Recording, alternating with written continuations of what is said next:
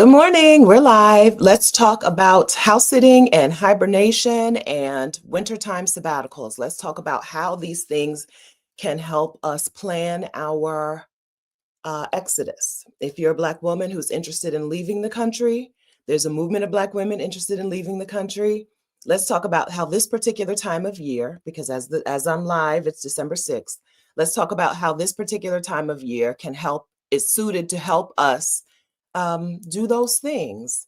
House sit, hibernate, wintertime sabbatical, exodus. Okay, that's what we're going to talk about today. Hi, my name is Stephanie Perry. I'm a house sitter. I am the creator of House Sitter School, co-creator of Exodus Summit, and I help Black women take sabbaticals, career breaks, move abroad, bop around the world as a nomad. If you're interested in these things, go ahead and subscribe to my channel. Let me wait for you to do that. It's free. Thank you for subscribing. Appreciate that. Then turn on notifications, ring the notification bell. You'll be notified when I post a new video or when I go live. Welcome. Welcome, everyone. Welcome, welcome. Hello, Tori Reed. Hello. You. Hi, friend. Indigo. Hello. Charla. Maybe things are smaller and maybe I just am not doing a good job of reading today. Hello, SLS Forever. Good morning, Original Justice 8893. Good morning, Refreshing Words. Good morning, Diva Shay. Good morning, Rashida. Good morning, Tina.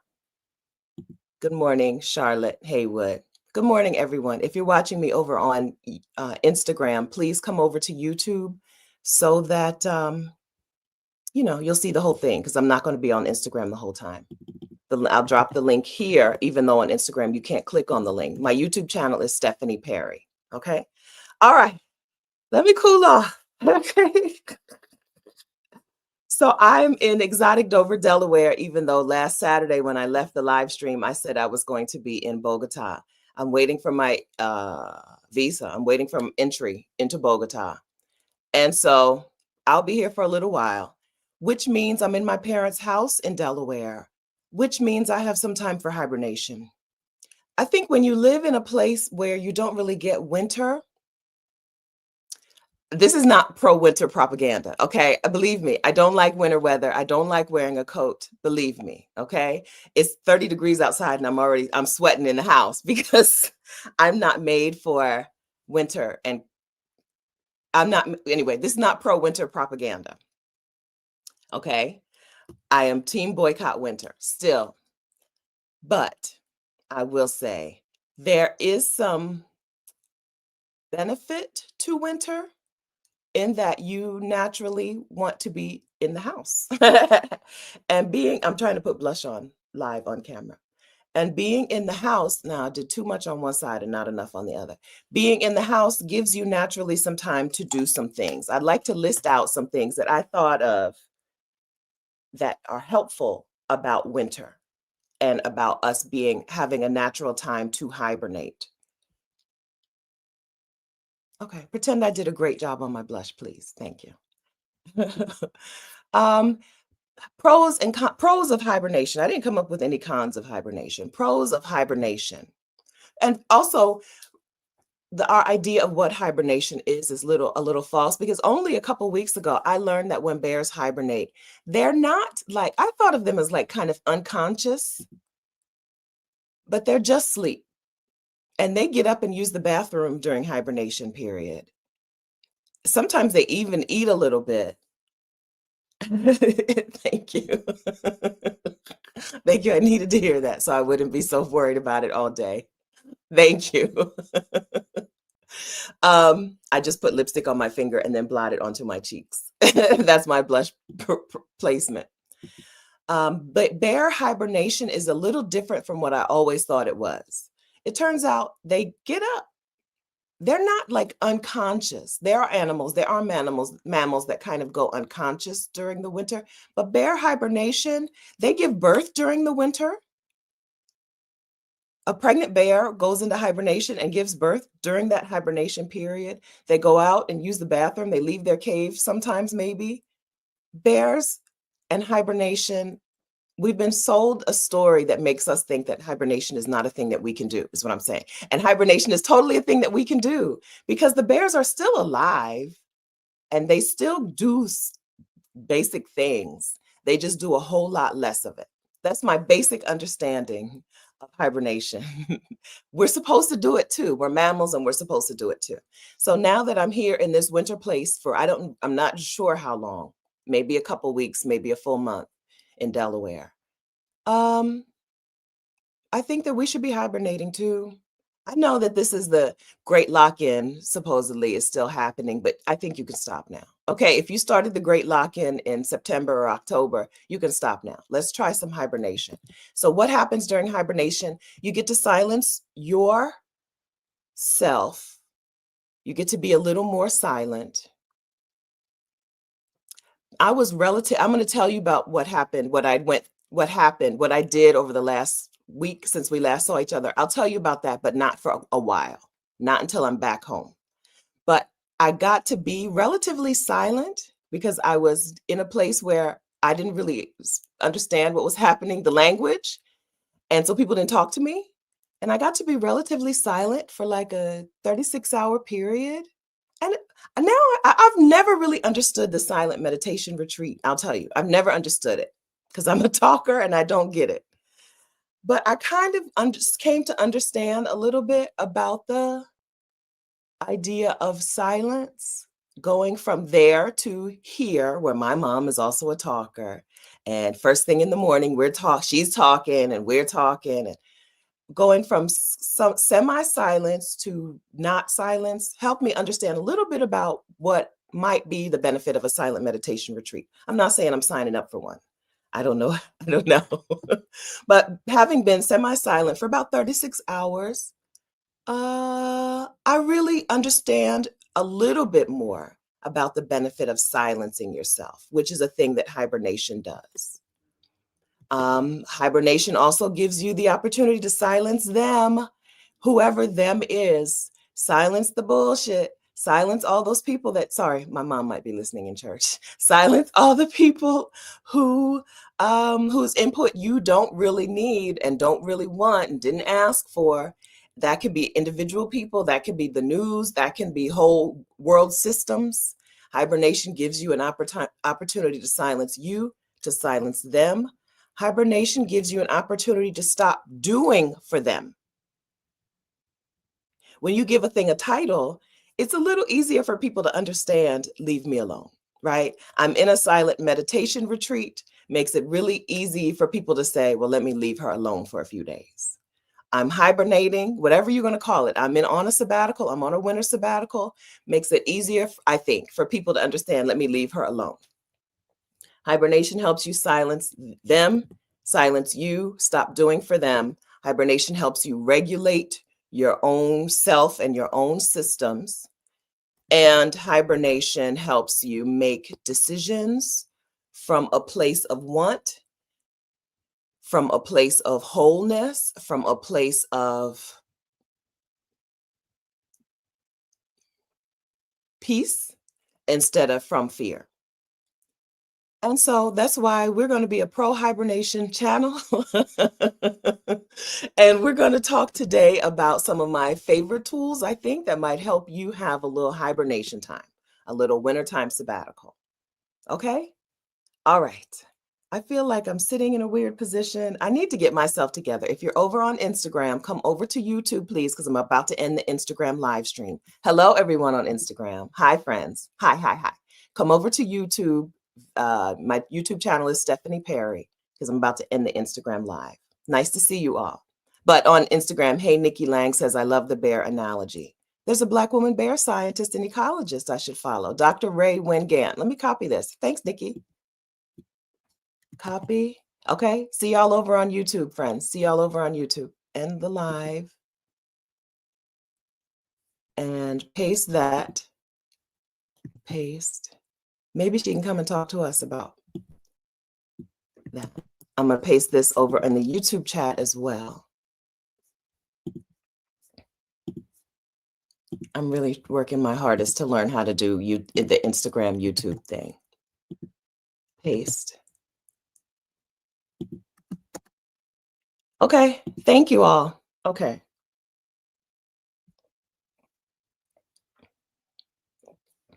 I put rollers in my hair last night, as you can tell. When I'm here in Delaware, I have all the tools. I have my rollers. Let me get a little close. Come closer. I have my rollers. I have a blow dryer and a flat iron. They're in the box. Okay. One time I accidentally ordered everything off my Amazon cart back when I was shopping on Amazon.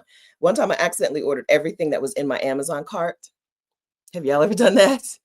And so there's a blow dryer and a flat iron here. So maybe if I'm here long enough, if my visa takes long enough, you may see a variety of choices. I'm in my velour era. I'm just trying to lean into being in winter. Since I'm here, it snowed yesterday in Dover. There's no snow on the ground, but it snowed for hours and hours yesterday. I'm trying to lean into my winter era. Thank you. Yeah, I'm in my velour era. As I recall, I remember velour being comfortable on the inside and the outside, but this is not. It's just like nylon or polyester on the inside. I thought it was going to be comfortable. You know, I thought I was just going to feel like such a lady of leisure. So speaking of lady of leisure, let's talk about hibernation. Okay. Let's talk about what I think hibernation is and how you can make it your own if you want to, especially for those of you who want to move abroad. I don't shop on Amazon anymore. No. So Amazon, there are several corporations in the world that have just made it a worse place for us. And I decided I don't want to give them my money anymore. Amazon, Jeff Bezos also owns the Washington Post, and he had a lot to do with election tampering. Some of the reasons y'all have the president y'all have is that one man and his evilness, Jeff Bezos. So I don't shop on Amazon anymore. Most of the stuff that I would get on Amazon, I either get individually from that company. Like I just reordered the Loom Cube, the little cube I like for YouTube lighting. I don't feel like I look my best without a light right in my face. I want a light like right. Psh. And I left mine in my apartment in Bogota. And so I just ordered a little tiny cube. Normally I would order that from Amazon. Instead, I went directly from Loom to Loom, Lume.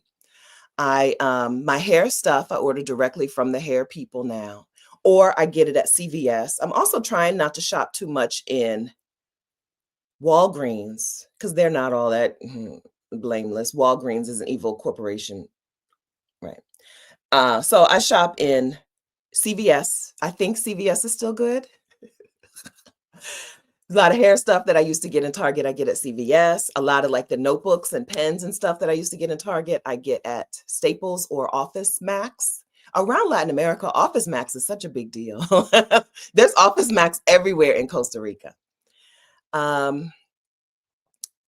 Yeah, so the things I used to get in Target, I've either stopped buying or I get them from individual makers, right? Or I get them from other corporations that I think are probably at least less scummy, right? Yeah, CVS. No, yeah, so CVS is inside of Target, but CVS is its own company. So Walgreens, my understanding is that Walgreens is owned by a private equity firm that is already doing gross things to its employees, like canceling holidays and stuff for its employees. So I've tried to divest also from Walgreens. I think CVS is owned by a corporation that is at least okay. One of the big brands of drugstores is owned by United Health, right? Like you got to be careful. I decided one thing at a time, right? There's one thing that I can pull my money out of at a time. Target, Amazon was pretty easy because I'm only in the United States for a few weeks out of the year. Target was pretty easy, even though when I used to come to the United States, like one of the things I was most looking forward to was going to Target. It was still pretty easy to move out of it. And so then I just look at what thing can I undo? What thing can I stop patronizing? Yeah, Target was surprisingly easy. So I bought a Costco membership. So that's one of the places that I replaced Target with. Not spending money in Target means that I've had to find several, not just one replacement for Target. because Target met a lot of needs for me. It wasn't just about the stuff, it was like the fun. Like I'm drinking from a mug from Target even now, right? And so a lot of things had to go into that boycott. But Costco, they seem to have a good idea of what and who their employees, what their employees deserve. I believe their employees are partial owners of the business. And so I'm fine with having my Costco membership. I have a Price Smart membership in Columbia. I have, and I go to CVS and I shop individually. So my hair stuff, I just buy it individually from them. My mom just got a box of Camille Rose natural products yesterday, right? So she gave me the green curl thing. That's what I used on my hair. Yeah. So that, yeah. High Vibe says Amazon has been difficult because I live in Arkansas, not a lot of options. Um, I still get a lot of things delivered. When I'm here, my dad is like, how do you get stuff delivered every day? When I'm here, something is coming every day, 2 and 3 times a day, because I'm only here for usually 2 weeks, 3 weeks at a time. And so, um, for me, Amazon is mostly about going individually to the companies that I was buying things on Amazon from. So I used to buy my Peter Thomas Roth, my skin stuff. I used to buy that on Amazon. Now I either get it from Peter Thomas Roth or Ulta. Ulta, we're still friends with Ulta. We don't mess with Sephora like that, but we do like Ulta. Um, Hair stuff, go directly to the hair person, or CVS and Walgreens and whatever. They sell a lot of the hair products that I use. Camille Rose Natural. The Chemet Biologics I have to buy from her.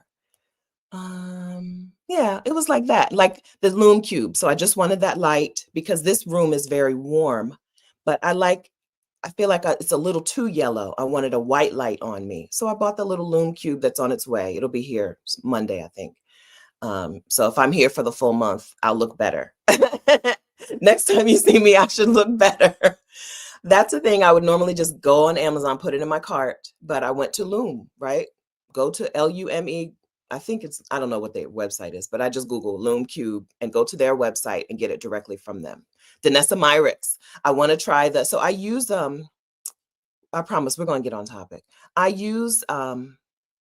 been using Bare Minerals as my powder, my foundation forever. I don't use a full face of foundation, which you can probably tell, but I put foundation here and I put foundation to cover my beard because I don't shave my beard every day. And so I've been using Bare Minerals for probably 20 years. Well, Danessa Myricks and her blurring balm, the advertisements got me. Okay, the advertisements got me, so I ordered it instead of ordering it from Amazon or from Sephora, and I couldn't get it on Ulta. I had to order it from Danessa Myricks' site. Still hasn't been shipped, so I don't know. I don't have it yet. I'll tell you how I like it when I get it.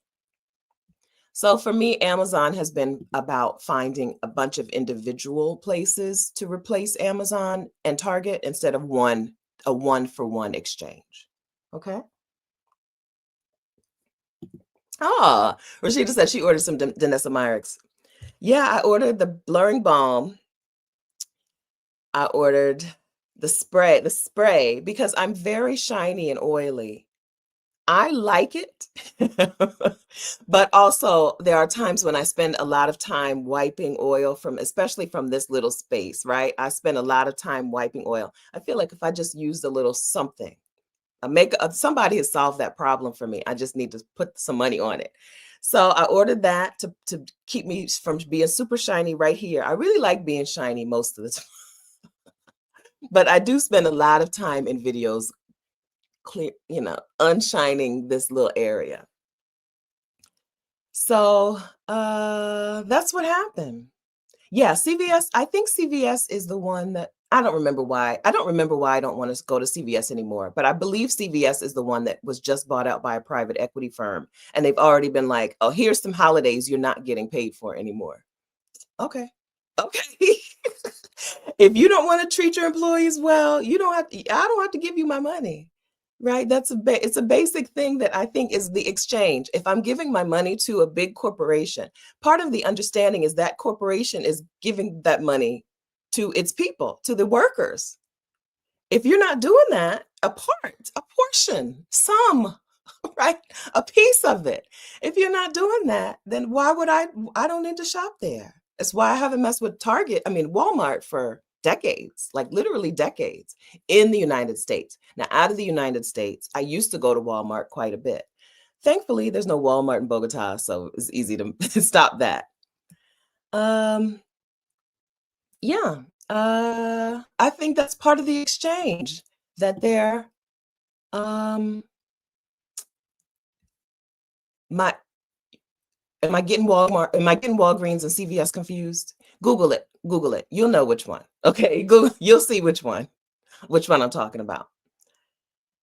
I think that's part of the exchange as, being a shopper is that you expect that those people are getting some of that money.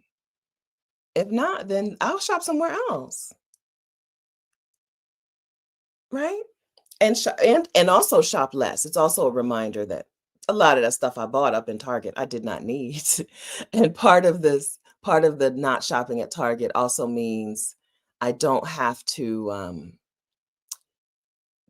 buy into the idea of always buying, right? I can be a person who says, I have what I need. My needs are met. Even that Loom Cube, I don't need a Loom Cube. I want it. I spend a lot of time talking on the computer and looking at myself on the computer. And that means I want to like what I see when I look, but I don't need it, right? My needs are met. And so not shopping in Target for this year has been really helpful. It's been really helpful. It's been really good. All right, hibernation. Well, welcome, Candace. Welcome. Okay, hibernation. Um,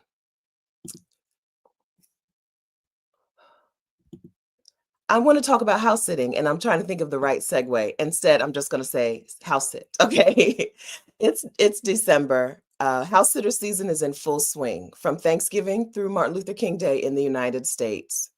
We have a lot of opportunity to get house sits. Those of you who are brand new to the idea of house sitting have an opportunity to jump into house sitting during this high season for house sitting and learn how to make that part of your peace out protocol, make house sitting part of your move abroad plan. If part of your move abroad plan is going to include bopping around the world, right? Taking your passport and going to this place for 60 days, this place for 90 days, this place for 180 days, house sitting should be part of that plan. If part of your plan, your move abroad plan is getting the most money out of your home today by maybe putting a renter in your home and you being a house sitter and having free accommodation, then house sitting is a wonderful part of your move abroad plan, right? I know women in this community, including Deborah in Ecuador and her husband, Deborah's husband. Anyway, Deborah and her husband. That's good enough. They'll be okay with that. Who put renters in their home in Texas. I believe they lived in Houston, and they house sat for months and months and months.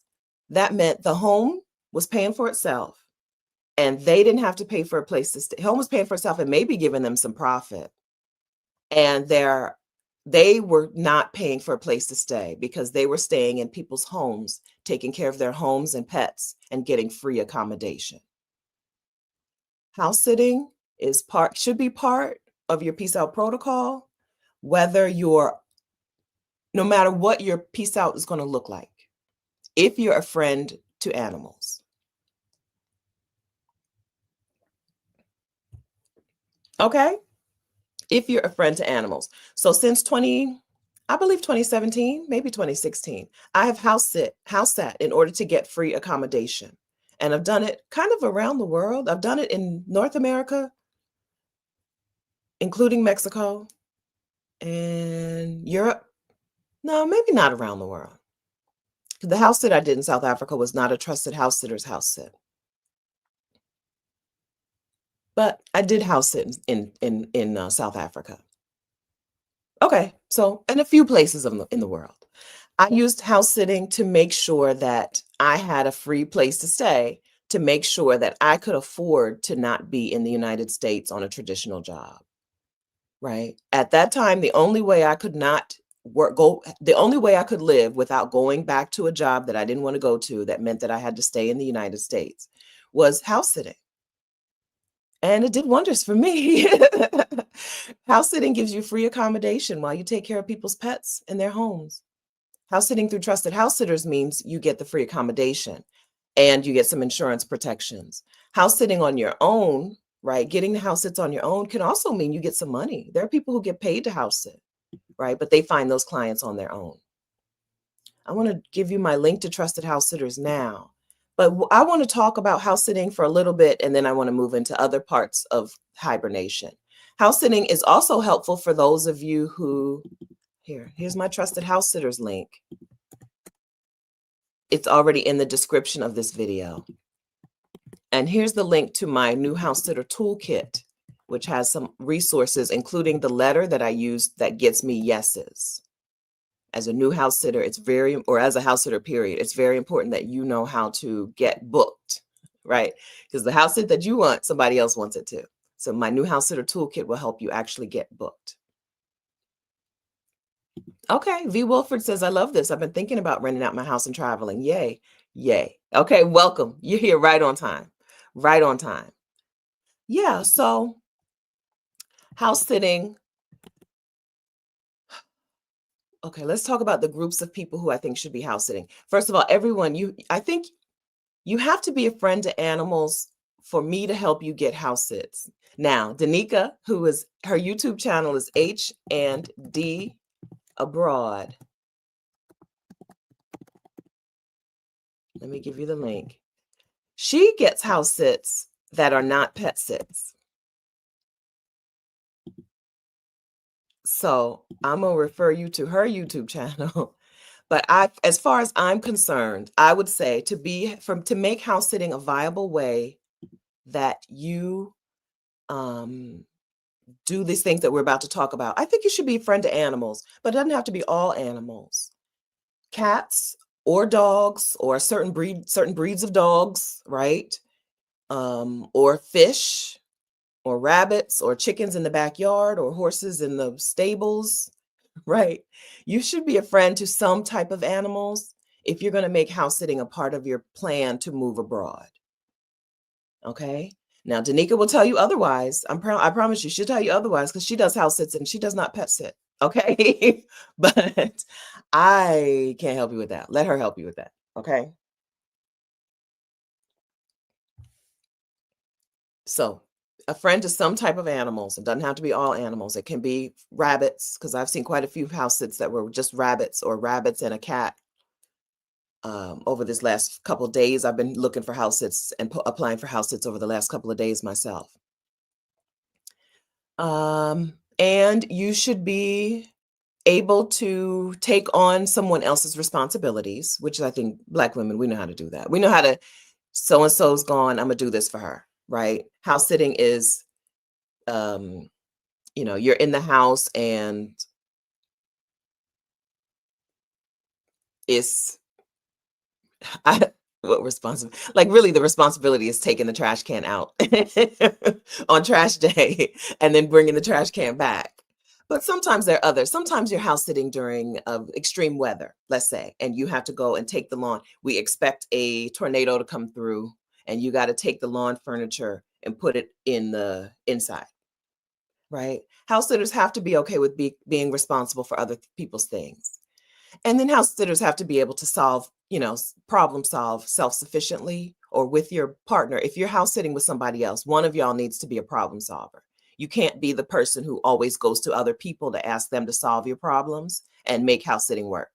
If you can solve problems, or if you're house sitting with your spouse, your partner, your parent, your adult child, and one of y'all is a problem solver, and one of y'all is a friend to animals, probably you should all be a friend to animals.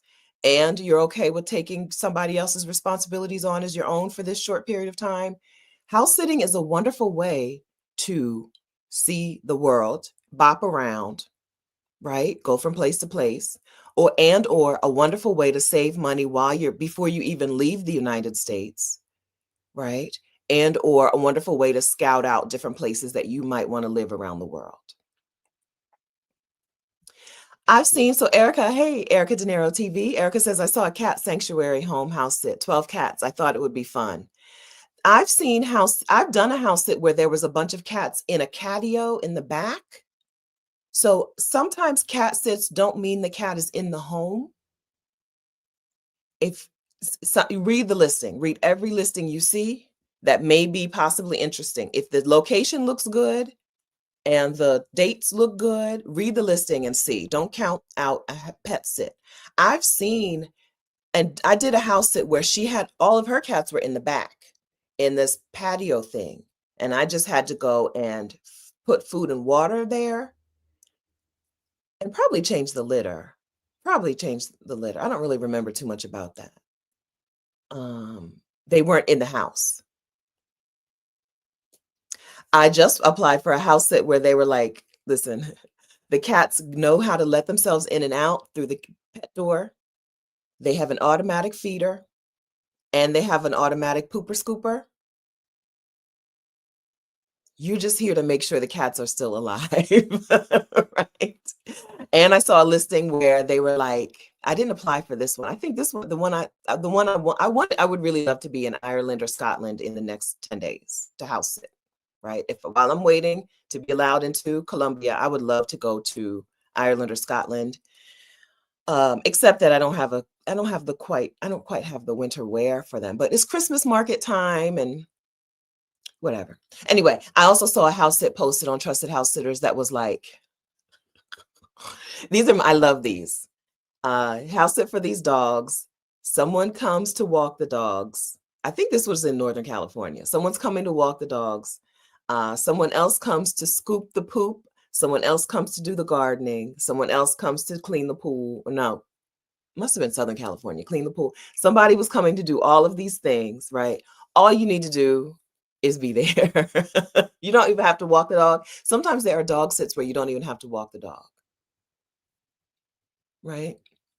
So, but you should be a friend to animals. I don't think house sitting is a good trade-off for somebody who doesn't like animals. You're not going to like it. You're not going to like being in a house with cats if you don't like cats, right? Because cats are, they're so easy to take care of. They're so easy, but they're there. That's their house. You're just a guest. So, oh, the plan. I just came back from Ireland, had the time of my life. Oh, good. Let me look at let me see. I'm heading over to your YouTube channel to see if you've talked about it.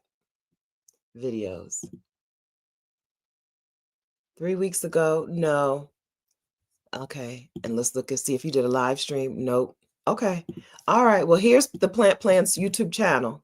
If you don't mind, share a little something about Ireland, please. Whether it's about the food you ate in Ireland, if you want to keep it on topic, or it can be off topic. I'm not the boss of your YouTube channel, but I'm saying if you want to make a video about Ireland, I would appreciate it. That's what I'm applying for. I've applied for 2 house sits only. So I need to spend today and really, really apply because Christmas time is house sitter season. I need to apply for some house sits in Ireland and more in Ireland or Scotland. Then I'm gonna have to figure out the coat situation. But Christmas markets, I would really like to go to. I want to live my little Hallmark movie fantasy. Go to Christmas markets and meet the local. In Scotland, he would be a Scotch maker. Scotch. Do they call it Scotch in Scotland? Yeah, Guinness, or maybe he works at the Guinness. Right. I want to live. Or Ireland, whiskey, Irish, whatever, right? Meet him at the Christmas, bump into him and spill my hot chocolate on him. Oh no, I'm so sorry.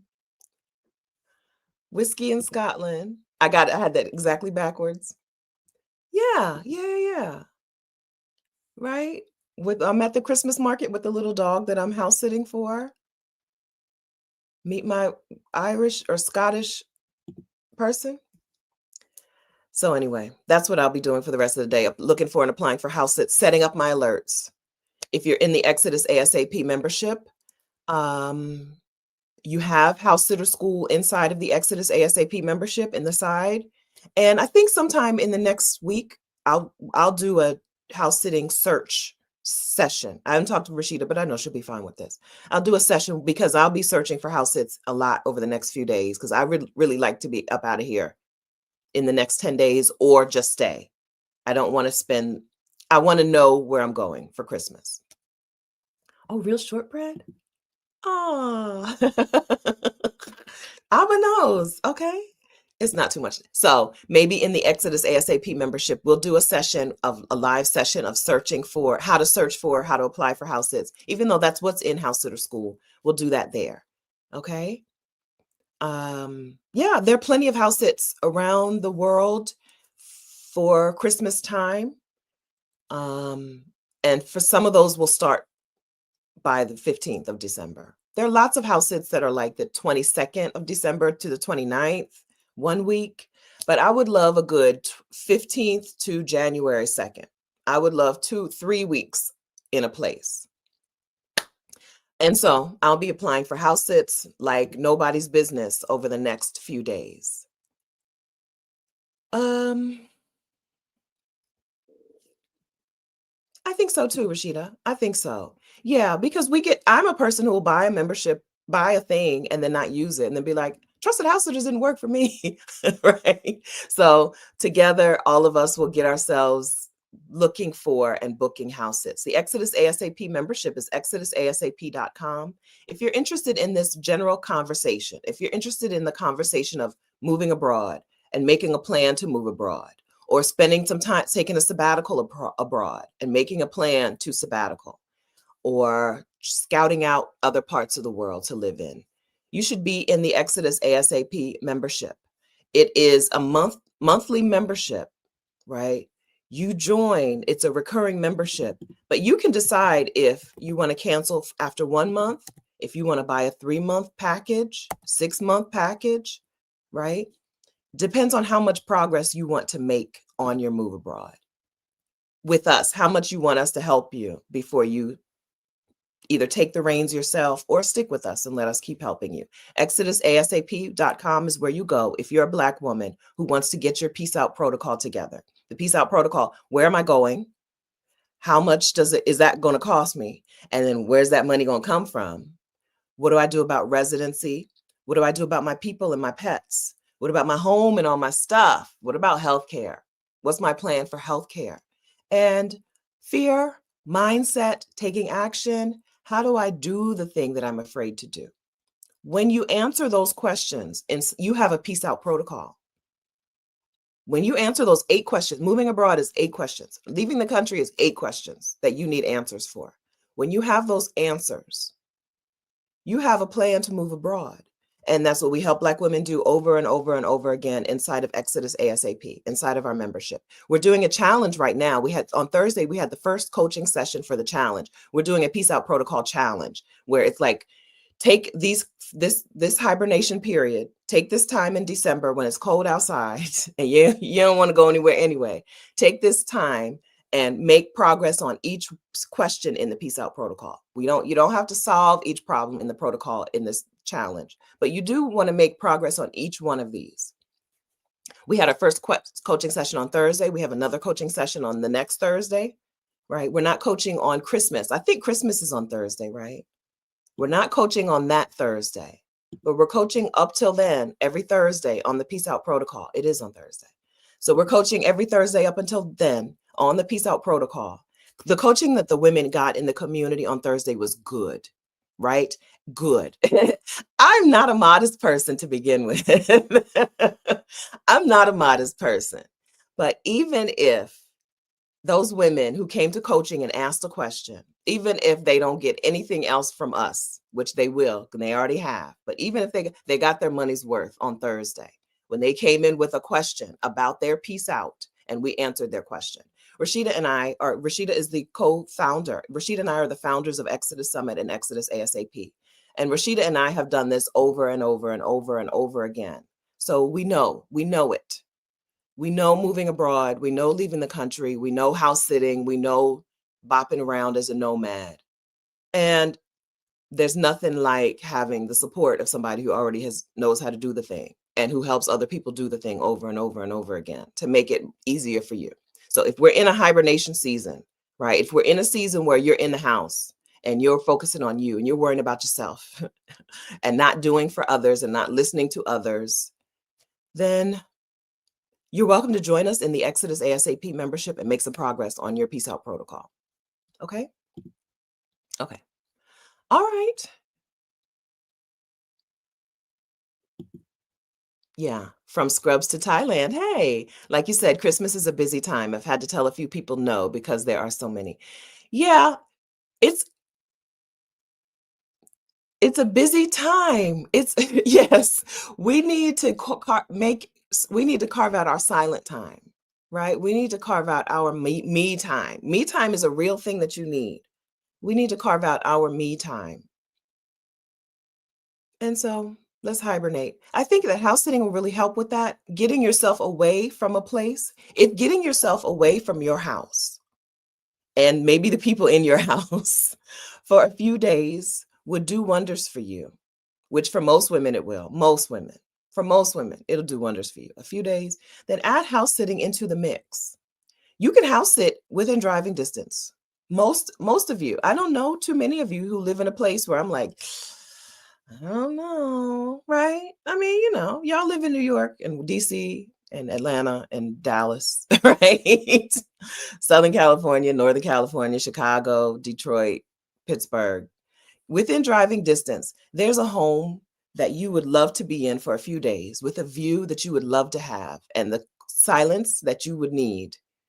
There's a home somewhere where you could house sit for them, take care of their pets for them in a basic way, in a loving way, but not in a workhorse way. There's that. So what's a workhorse house sit look like? Workhorse house sits look like I have a brand new puppy and this puppy needs to be out every hour. That's a workhorse house sit. I don't do puppy sits. As cute as puppies are, I'm not doing it. No, thank you. Or a workhorse house sit is I have 6 dogs and you have to walk the 6 dogs, but this dog don't like that dog, so you need to walk them separately. And right, that's a workhorse house sit. There are times when I like it. I've done those. The reason I know what those are is I've done them. I've enjoyed them. But sometimes you want a peaceful, do nothing. Adelia said, do nothing December. Sometimes you want a peaceful, chill house sit and not a working house sit, right? Those exist. H&D Abroad, D, who is H&D Abroad, she does house sits that are not pets. They exist. I can't help you with that, but they exist. So find something that will give you what you need. Instead of saying, hey, I don't have what I need. I don't have time. I don't have quiet. I don't have peace. I don't have hibernation space. Make it. I think house sitting will help you get there. It's been amazing for me. I wouldn't talk about it if it wasn't so great. It's been amazing for me. I want to leave my parents' house where I am loved and fed. Well, listen, when I came back here, my dad was like, I made you some chicken and dumplings. Then 2 days later, he was like, what you want for dinner? And I was like, I already ate them leftover chicken and dumplings. Okay. I am well fed. I'm willing to leave this place and go to a place with weather I don't really care for, because that's how wonderful house sitting has been to me, right? Because I know that when I get to a home in Ireland or Scotland or wherever, and I'm all bundled up like the girl from the holiday, right? I'm just gonna have such a grand time. The view is gonna be nice. Me and the pet are gonna lay on the sofa and put the fire on. I'm just gonna live my holiday dreams. Okay, good. Okay. So Rainbow Girl says she's just joined Trusted House Sitters, set hers for non-pets. I see a few of those in Ireland. Okay, good. I want to tell you one more time. I want to encourage you, not tell you. I mean, encourage you one more time to also look at sits. If you know there's a specific place you want to go, look at every sit, even if it's pets. Look at it, because sometimes there are pets that that are not in the house. One time I don't know if I told y'all lately. One time I did a house sit in New Orleans. Now they did have cats in the house, but the cats in the house were self-sufficient. It was like 3 days or something. They had they had a feeder, automatic feeder. What they were really bringing me there to do was make sure that the stray cat, no, yeah, stray cat, make sure that the stray cat got food every day. What they were really bringing me into that house to do was sit some food outside on the back step and some water, because it was heat of the summer in New Orleans and they were afraid the stray cat would die. So even if you don't want to pet sit, look at every house sit in the place you want to go. If you know you want to be in Ireland for these weeks, look at every house sit. Turn the alert on and look at everyone, because one will slip through the cracks. That'll just be like, the cat doesn't live with us, but can you every day sit food on the back porch? You can do that, even if you're afraid of cats, right? Or it was a feral cat. It was a neighborhood cat. And it was July. And they were just afraid that for 3 days, the cat wouldn't get any food or water, and they would come back and the cat would be dead. So every morning, and don't you know, every morning that cat would be sitting there like, you're late. Because I guess they would put the food out before they went to work in the morning, but I ain't got no job. I'm not rushing to put this food out here at 6:30 in the morning. That cat would be sitting there looking at me, and then the cat would eat her fill, his or her fill, go away, and then a raccoon would come and eat the rest of the food. You know, raccoon hands.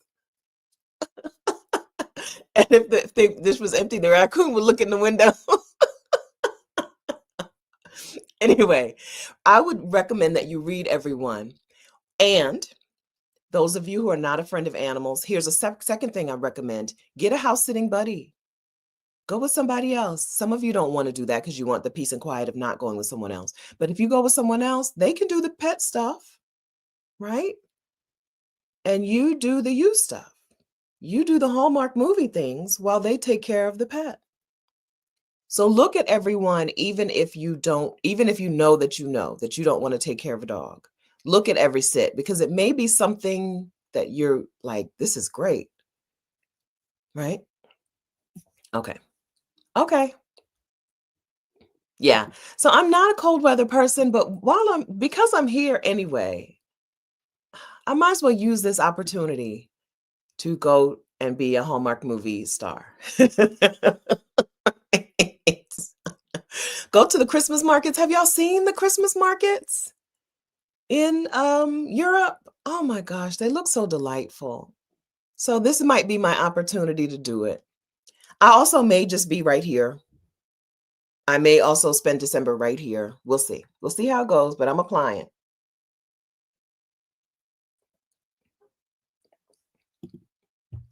Coffee Brown, expat bound. I would love to house sit, but I have a dog, and I have dogs, and one of them is crazy. I'm going to get him into a training program so he can get socialized. Okay, good. So those of you who have dogs or pets who are well behaved, you can sit with them. There are house sitting clients who'll be like, sure, bring your dogs with you, right? But not misbehaving, not misbehaving dogs. Yeah, train him and then use it. Eva Joy says she went to Christmas markets in Denmark. It was amazing. Yeah, I think this might be my opportunity. I'll keep you posted. I don't know for sure. If I can't get one that I really like, I might as well just stay here. So I already got turned down for one of the ones that I really wanted. But they'll keep posting. There are people who post their house sits 6 to 12 weeks early. So I think that the high season for booking a phenomenal Christmas time house sit in Scotland or Ireland is over, right? My odds are lower now, but they're not zero. Most people have posted their house sits, but there is a person who knows her house is fantastic and knows people will fall all over themselves to say yes for that house sit. And so she knows she can post her house sit last minute, right? So now I'm just waiting for the last minute Christmas house sits. And we'll see, but I also don't want to fly to Scotland for a 5-day house sit. So we'll see how it goes. We'll see. Oh, Nisi Dunn did a whiskey tour in Ireland and Scotland during the winter some years ago. Gorgeous. Oh, good. Okay, y'all out here living.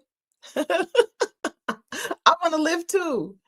I want to live. Yeah, so that's what's happening. Yeah, day with Candace. Hey, Candace. Yes, Christmas markets in Germany, amazing as well. Okay. Okay. Yeah, so house sitting as a part of your sabbatical plan or as a part of your move abroad plan, it's a money saver and it's an opportunity to get you into a new city or a new country and see it for yourself. It's a time to make your own sabbatical or retreat or hibernation period. I'm all in on house sitting, and I'm all in on house sitting for the winter. Shantae Hannah, hi. Before we move on from house sits, are we still having the house sitter school group coaching tomorrow? Yes, tomorrow at 1 Eastern time. 1 to 2 Eastern time is group coaching if you've already purchased my new house sitter bundle. I'm not going to put the link here because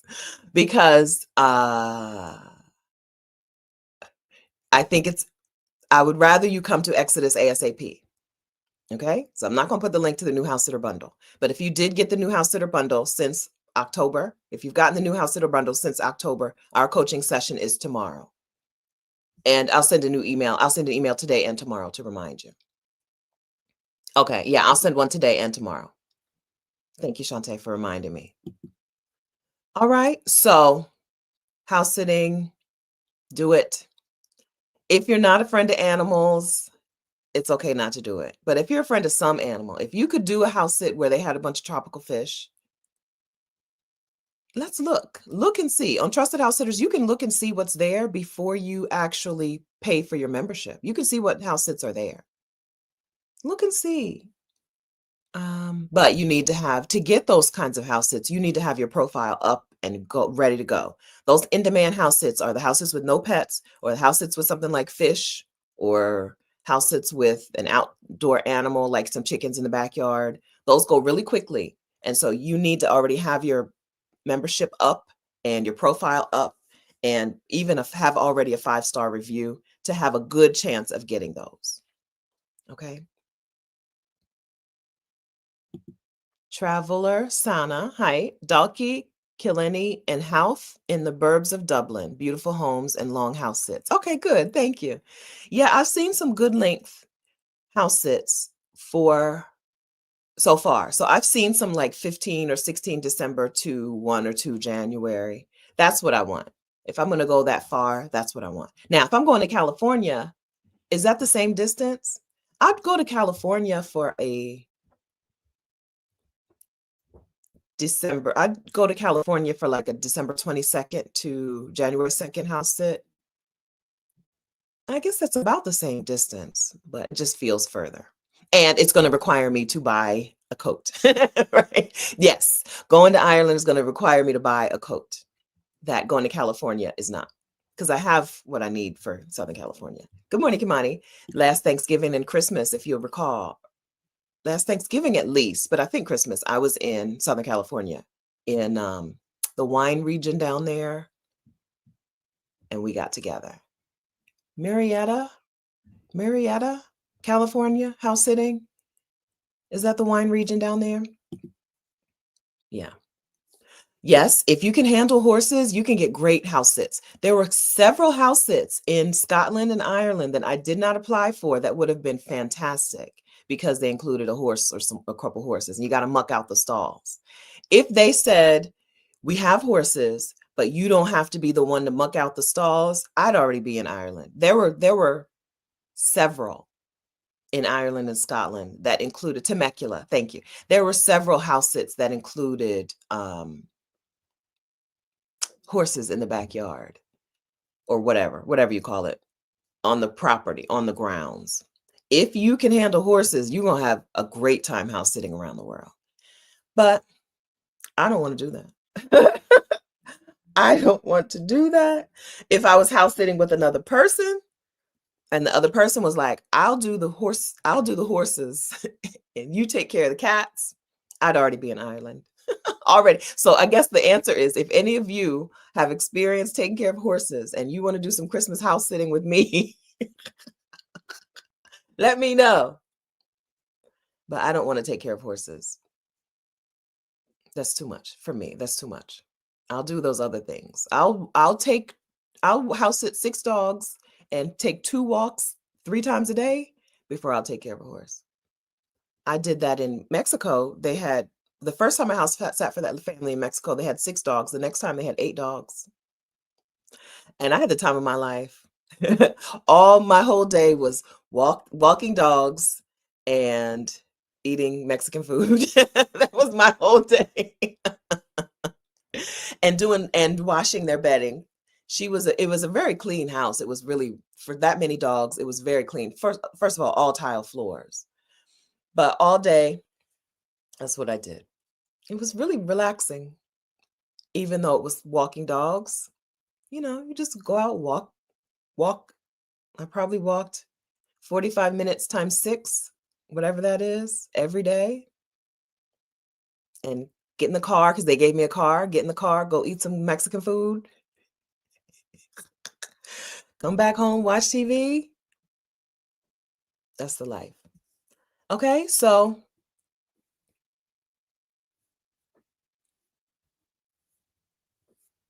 we'll move on from house sitting. I hope I've done what I can do to convince you that house sitting should be a part of your protocol. Jazzy D says, don't many European countries vacation 2 or 3 weeks during Christmas time? Yeah, that's why it's easier to get longer house sits outside of the United States. I'm not saying that all house sits in Europe are long, and I'm not saying all house sits in the US are short. I'm just saying, because I did a full summer in Tampa in one house sit. I did at least 8 weeks. It felt like 3 months, but it was at least 8 weeks in Tampa in one house, right? But your chances are better getting a really good lengthy house sit outside of the US, because those people have more time. If you only have 2 or 3 weeks of vacation ever all year in the United States, you're not taking a 3-week trip. Whereas Europeans, whatever. Time means nothing to them. Media Mama Chick, have you found homeowners open to house sitters that work part-time while house sitting? Yeah, they don't care what you do. You can work full-time. What am I missing? You mean get up and go to work? Yeah, no, they don't care. They'll tell you in the listing. That's why I'm saying, like, a puppy, if they say this puppy needs to be taken out to potty every hour, that's not for you. If they're like, our dogs are lazy or it's cats, they don't care. House sitting clients don't care if you're in the house. Most of them are surprised about the amount of time I spend in the house. Read the listing. Some listings will say, we work from home, and she gets anxious if you're gone for more than 4 or 5 hours away from her, right? Some will be like, she don't care. Some will be like, here are some different places you can enjoy on day trips. You're going to love this town, right? House sitting clients do not expect you to be in the house all the time. I stay in the house all the time because I am a hermit and I love being in the house. I love going to beautiful places and looking out the window. I love going to the most beautiful parts of the world and being in the inside looking like, oh, this is amazing. This is the life. I love it here. I can't believe I'm here, right? That doesn't mean that's what house sitting is. Most house sitting clients expect you to be out seeing stuff, doing things. So if I misunderstood that question, tell me. I tell them that I work from my computer. Nobody ever cares. They never even ask me what I do.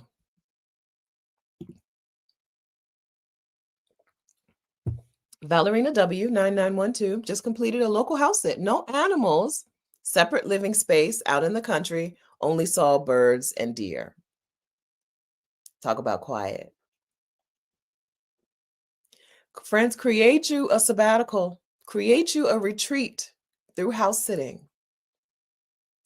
So to get a no pet house sit, or to get a house sit that you think is really going to be in demand, I think you need to have your profile set up so that when a house sit pops up like that, you're the first person to apply. Valerina, do you happen to know how many people applied for that house sit? On Trusted House Sitters, it'll tell you how many people have applied before you apply for it. Do you happen to know if you were first? Get your profile ready, and you're the first person, and that's how you get those really in demand. No pets, beautiful view, do what you want house sits. Yeah, it's in fact the people in Ireland who I'm not sure if it was Ireland or Scotland, the one who just rejected me. They were like, they always say the same thing to me. When I get a no, it's always the same thing. Oh my gosh, Stephanie, you sound so delightful. I'm so sorry, but we just today had a conversation with the house sitter and booked him. I'm so sorry we didn't see you first, right? So get first, because there are people who are, even though Trusted House Sitters lets you rack up, I think 5 applications. They let you sit on 5 applications before you have to say yes or no and bring me some more people. There are people who will just, once the first one comes in, they'll be like, well, let's get on a call. And you seem like, you're not going to let my pet die. So, okay, you're fine. There are people like that, as well as there are people who are like, let me get all 5 people. Now let me talk to all 5 people. Now let me pick the best person from the 5. So you want to be fast because you don't know which people you're going to run into, which people are posting this house sit. People who have had house sitting clients in the past, right?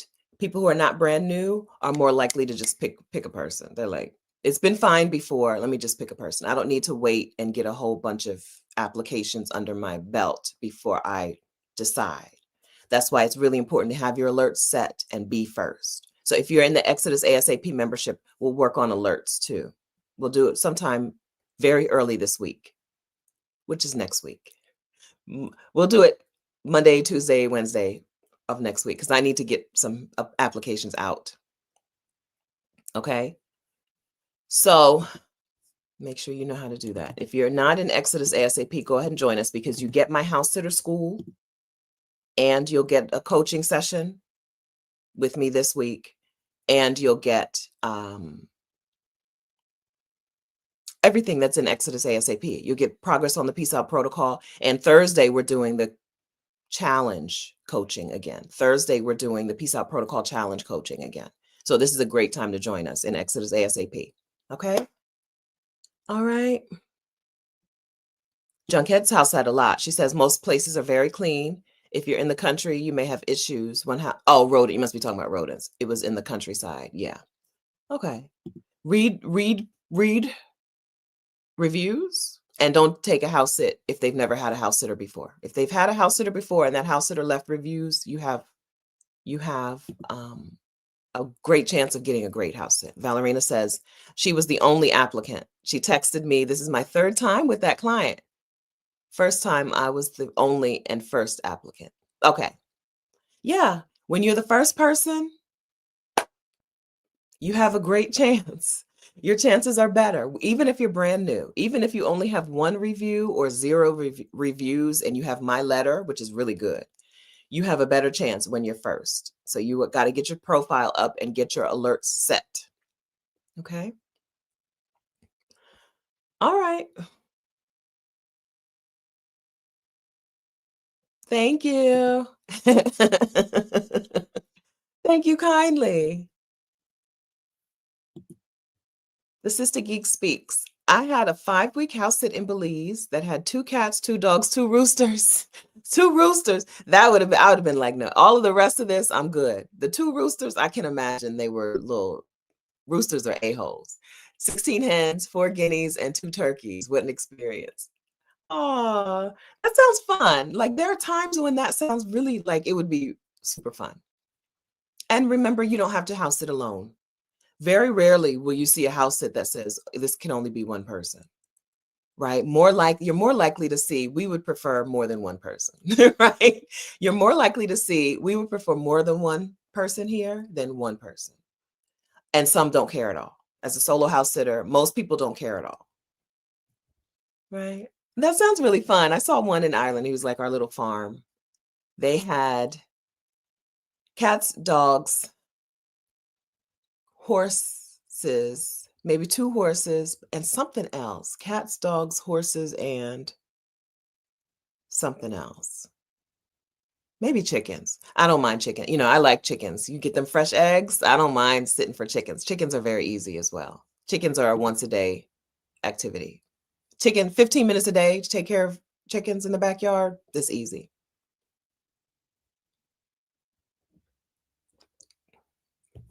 I'll tell you later. I'll tell y'all once it's all cleared up. I'll tell you. You know, I'll tell you.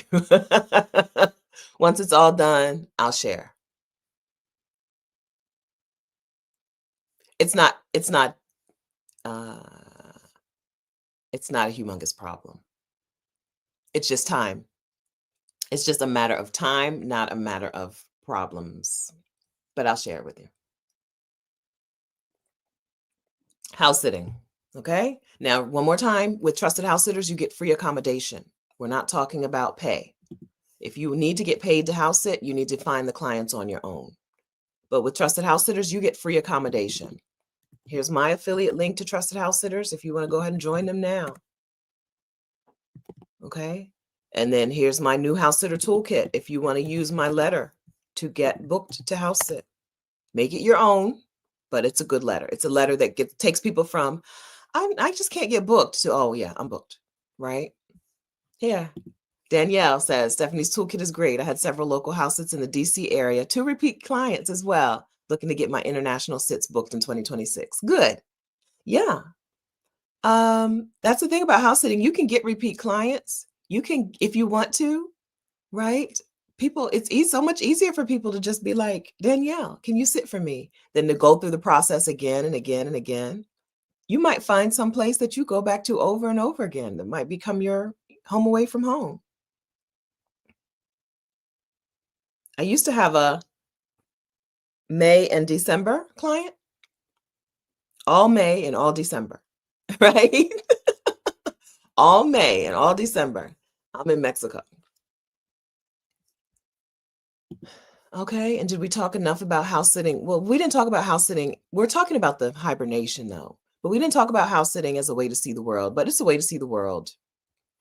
And it's a way to save money in the US. If you're going to put your house up for rent or put your house on the market before you move, right? Like your rent is up now, but you're not moving for weeks or months. House sitting is also a way to save that money, right? House sitting is a way for you to get free accommodation while you get your plan together.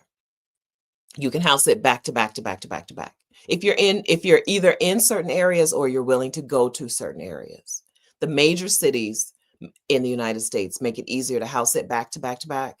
All of the UK makes it easier to house sit back to back to back than some other places. Australia, I would say the major cities in Canada also. I don't look enough at Canada, but it seems like there's always a lot of house sits.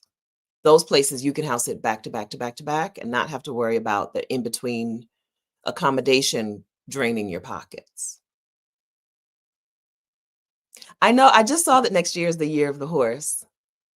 I'm a tiger, and I think what I saw was the year of the horse. It's going to be up and down. Okay. They were trying to warn me. Next year for you is going to be ups and downs. Well, yeah, next year is the year of the horse. All right. Oh, Nat J. I've done 13 house sits since July in my city. It's been great. Wow. Look at y'all. Okay. Look at y'all doing the thing. Okay. Fantastic. Okay. Nat J, man, would not be house sitting 13 times if it wasn't wonderful. Okay, let's get it. House sitting retirees. Some people don't leave reviews after you sit for them, but don't stress about it. If you have plenty of 5-star reviews, it doesn't matter. That's right. That's right. If it's your first house sit and you need that 5-star review, right? Then say, hey, remember, don't forget, please don't forget to give me a 5-star review. This is my very first house sit, right? Or my very first house sit on this platform or whatever. um, it's okay to poke them. I am not the best at reviewing people. And so, but I try to remember as a house sitter, but I try to remember to review them if I know that they don't have if they haven't had a bunch of house sits before. Like when I house sat in Puerto Rico, that was their very, no, that wasn't that. I did one recently where it was I was their very first client. That was in Temecula. I was their very first client. So I was like, I need to make sure that I leave a review. Right, it helps them. Just like a review helps you, a review helps them. Hi, Evelyn. How are things in Cote d'Ivoire? Okay, the Paris perspective. Okay, y'all are doing it. Maybe you didn't need this conversation because y'all are already doing it. The Paris perspective. I signed up for Trusted House Sitters a month ago. I'm already on my first no pet sit in Ecuador. Okay, congratulations. That's amazing. All right. Okay, well, maybe you didn't need this conversation. Maybe I'm behind the times and y'all are out here doing it already. I am so proud to be a person who has introduced people, Black women, to house sitting. I'm so proud of that thing because it's amazing. It's wonderful. And it's money in your pocket. It's money in your pocket if you say it is. Okay? It's money in your pocket. Okay? Yeah, I mean, I'm wondering what the year of the horse. I don't really know what the horse means. I just looked at my horoscope for 2025 as a tiger, and they were like, roller coaster, okay, roller coaster. Hold on to your butts. Yeah, they're doing it, aren't they? Hey, Velin, doing it. Okay, all right. So, what else did I want to talk about then? If y'all don't need to talk about house sitting, what else? Hibernation plan. Okay, so the pros of hibernation, you get to be silent and you get to silence the other people or noises, voices, haters, everyone. You get to silence them. You get to stop doing for other people during this hibernation period. You get to regulate yourself and get to I was going to say return to your baseline, but some of us, our baselines are not regulated. For some of us, our baseline, our state of being is not a regulated state of being. So you get to regulate sometimes for the first time during this hibernation period. And that helps you make decisions from from the place you want to make decisions from, right? From a place of peace instead of from a place of fear. And so I hope that we can create a hibernation time for ourselves. I like to name things. So it's no different from a sabbatical or a retreat or whatever. It's no different. Winter. I just like to name things. And I learned about bear hibernation a little bit from John Green or Tom Green or Hank Green. What's the science brother one? The vlog brothers. Which one is the science one? He made a short video about hibernation and how it's not a coma. I always assumed the bear was like in a coma and nothing was happening. The bear is still like relatively around. It's just sleep. It's just a period where they do a whole lot less and they don't eat very much. Now, I'm not I'm not advocating that form of hibernation. But they get up and go to the bathroom. I thought they were like out. But it's no different from what we should be doing. Hank is the science one. Thank you. It's no different from what we should be doing in the winter. Now, some of us live in places where there's not really this kind of winter. So I'm leaning into this because I'm here in Delaware. In Columbia, I don't know, maybe I won't feel so hibernating. Maybe I will. Now, in some places, it's more about rainy season and dry season than it is about cold and warm, right? In Bogota, the temperature is always the same. It's just a matter of more rain or less rain. Do you want to go outside right now or not? So we can still create a hibernation time. It just may not be because it's cold. It may be because it's hot, Merida, Mexico.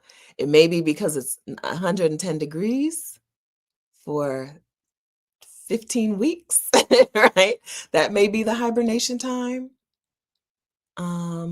Maybe because it's rainy, maybe because like in Chiang Mai, Thailand, well, I don't know if you want to hibernate there. Maybe because it's burning season, but I think burning season, you just leave. I don't think you stay in the house. I think you leave.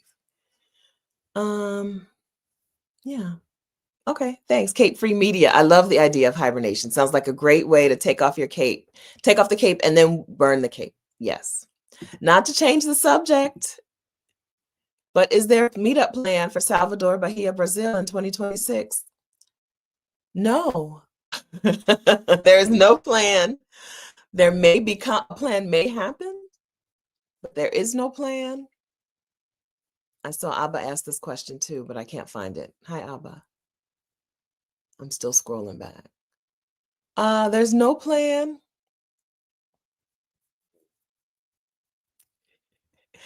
Except there may be a plan, right? The only thing we know is that we may be meeting up in Brazil in June of 2026.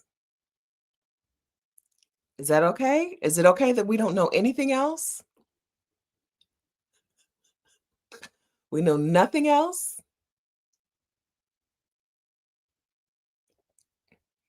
Adelia just got back from Brazil, so maybe we'll bend her ear a little bit. Here's how I like to plan meetups. What is an activity that people will be excited to do when we get there? And where are some hotels that people will be glad to stay in? In Vietnam, that was easy because first of all, hotels are so affordable. We stayed in, I think we paid $40 or $50 a night for a hotel room in Vietnam, and it was wonderful. But also, I wanted to get clothes made and get some massages. And I knew that y'all would also want to get clothes made, clothes and shoes and purses made and get some massages.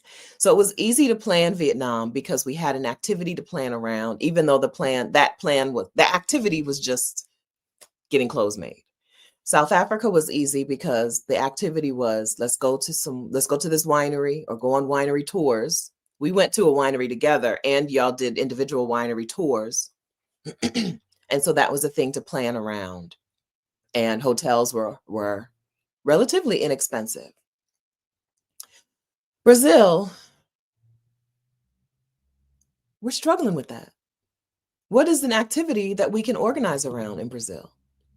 In June, when it's not going to be the heat of the summer. In Brazil, June is wintertime. So that's where the struggle is. That's where we're kind of stalled. Where in Brazil do we go so that we can do activities? What are our Brazil activities? What cities do we choose, or city do we choose for the meetup where we can do activities? And then what is the activity? And that. So that's where we're stalled, right? The whatchamacallit, Morocco, as much as Morocco itself was not that wonderful to us, the activities that we did in Morocco were fun. Samba school, is that an activity that we could build our meetup around? So we don't know when in June, we don't know where in June, but we would love to do that. We would love to go to Brazil in June, but that's where we're stalled. If you think Samba school would be a thing that we might want to go do in June, we just need, I feel like we need a thing that we're excited to go for. And that will help us pick the city and that.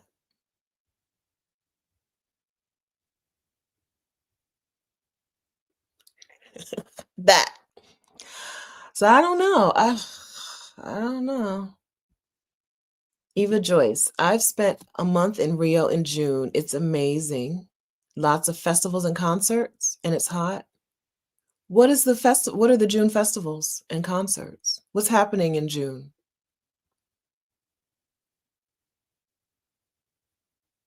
I'm waiting for you so you can plan this for us.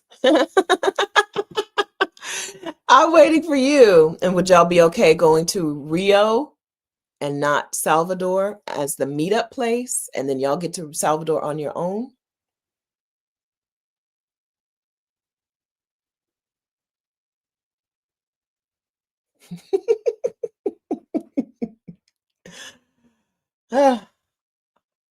Like in South Africa, we knew that y'all would enjoy Johannesburg more than Cape Town. But Johannesburg didn't have a built-in activity and Cape Town did, a fun activity. Cape Town had the wineries and the whatevers.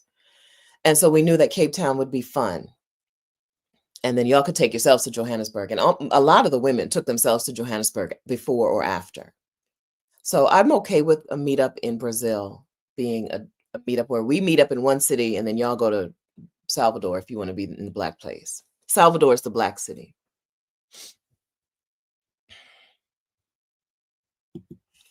Festa Junina, that's my Portuguese. Festa Junina is big in Brazil. It's the day of love, most like our Valentine's Day. Okay, and that sounds like it's in June. Let me take a screenshot. Command Shift 3. Thank you. Yeah. So in Japan, Japan has a sumo wrestling thing that happens in September. I tried to go. I bought tickets for that when I passed through Japan in September. I didn't realize how tired I would be getting off the plane, so I didn't make it to the festival. They have a sumo festival. Anyway, the year that I was there, so 2015, it was in September. I like to go to combat sports as an individual traveler. I like to go to combat sports in the city that I'm going to, in the country that I'm going to. So, but I don't think combat sports are a thing to build our meetup around. But if there's some sort of festivals, let us know. Somebody, let us know. Our email is hello@exodussummit.com. If there's some festivals in Brazil in June,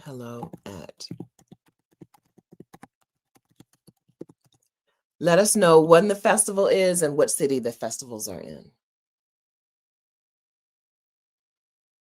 So if there's a festival in Salvador, then that's good. But if the festival is in Rio or Sao Paulo, we could go there. We could meet up there, and then y'all can just go to Salvador on your own.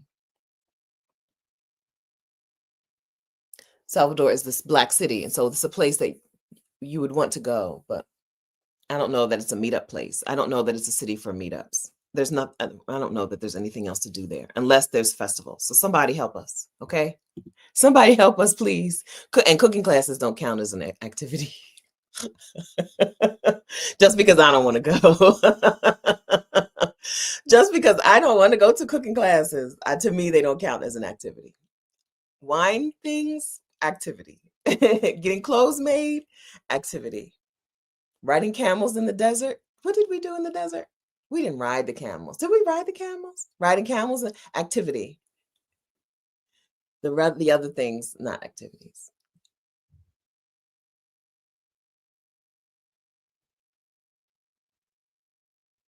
I'm just looking in the comments to see if y'all are telling me anything about Brazil I need to know.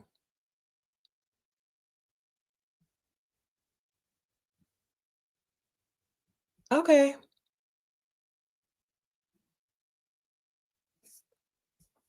All right.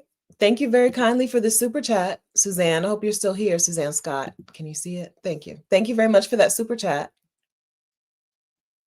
Happy Saturday. All right. Okay, Missy sent some info. Okay, thanks, Missy. Okay, maybe we'll get it together soon. What I will tell you is get yourself planned, make the plan already that you're going to be in Brazil in June, and make the plan already, or like do what you need to do to make that plan work. and do what you need to do to turn that into a scouting trip if you are interested in moving abroad, which may mean, how do I get to Brazil? Maybe I fly Copa Airlines so that I can visit Panama and Brazil. Or maybe I want to go to Ecuador. And so how do I get myself 3 or 4, 6 weeks instead of 1 week? Right? So go ahead and start planning as if you're going to Brazil in June. Now, what does that mean? And how do you stay the maximum amount of time? How do you stay longer? Because anytime we have, Jazzy says, feel free to get some cosmetic work when you're down there. Anytime we have a meetup, a good percentage of the women do not go home immediately. Right? In Cancun, there were a handful of women who stayed in Cancun for weeks, or in Mexico for weeks. Then we went to Morocco, and there were few more women who did some traveling around Morocco or went up to Portugal. I think there was a Portugal meetup right after the Morocco meetup. Our Black Utopia, Rick and Halisi had a Portugal meetup right after. And so there was more women who stayed. South Africa, a whole lot of women were like, I didn't come this far to go right back. But let me tell you, when we went to Vietnam in February of 2025, nobody went home. Okay. Nobody went home right away. I feel like I was one of the first people to leave. I feel like I was one of the first people to get on my flight, and I was there for 3 weeks. I was there for 3 weeks and everybody was still there. Not everyone, but at least 50%. If there were 80 women there, at least 40 women were still around, either in Vietnam or in Southeast Asia somewhere, right? I'm not going back, not right away. So do what you need to do today to know that June and maybe July, you're not going to be where you live. You live in Detroit, you live in Chicago, you live in DC, you live in New York, you live in New Jersey. You're not going to be there June and July. Kim, redefining Hustle Collective, and I'm going back, okay? Kim was with us. Kim and her mother-in-law were with us in Vietnam, and I'm going back. Make a plan today. Start making a plan today. If it seems impossible that you could spend 6 weeks bopping around, traipsing around Southeast Asia with some of your friends that you're going to meet at this meetup today, if it seems impossible today, get into our Heartbeat community, ExodusSummit.com/community. It's already linked in the description of this video. Get into our Heartbeat community. It's just a $1 fee, right? This is the $1 community, not the coaching community. Get there and meet some women, make some friends. I'm trying to get the link for you. Go there, make some friends, and then figure out what is the problem. What would be the problem with you spending 6 weeks away? If it's money, you came to the Exodus Summit 2025, make it the money. Okay, get your plan together and make the money. If you didn't come to Exodus Summit 2025, or even if you did and you're not making money, inside of the Exodus ASAP membership in January, we're going to do the Get Your Next 3 Clients Challenge. If what you decided in Exodus Summit 2025, More Move Abroad Money, was that you're going to do consulting or coaching or freelancing or retreats or something, and you need to get clients in that business, we're doing the Get Your Next 3 Clients Challenge in January in the Exodus ASAP membership, where Rashida and I will walk you through the process of getting clients. It's one thing to have a business model, right? It's one thing for Jacqueline Twilly, Dr. Sonia. It's one thing for Dr. Sonia to teach you how to set up a high ticket offer. But it's another thing to get clients into that offer. So come to the Get Your Next 3 Clients Challenge in Exodus ASAP in January. Okay. Get the money so that in June you can spend weeks and weeks wherever you want to, whether it's in Brazil with us or someplace else. Okay. That's how the women do it. That's how they do it. The women in our community, that's how they do it. A small percentage are retired and just like living on retirement income. Most are doing something else. Even the retired women are doing something else. And we covered those somethings in Exodus Summit 2025. So go back and watch your replays and then make progress. Use that money to be where you want to be. It's no different from what I do, right? It's no different from how I make money to be where I want to be. So use those sessions, use the resources that you have, use the community, make progress, make money, live your life. It's pretty easy. It's pretty simple, I'll say. Simple. It's pretty simple, right?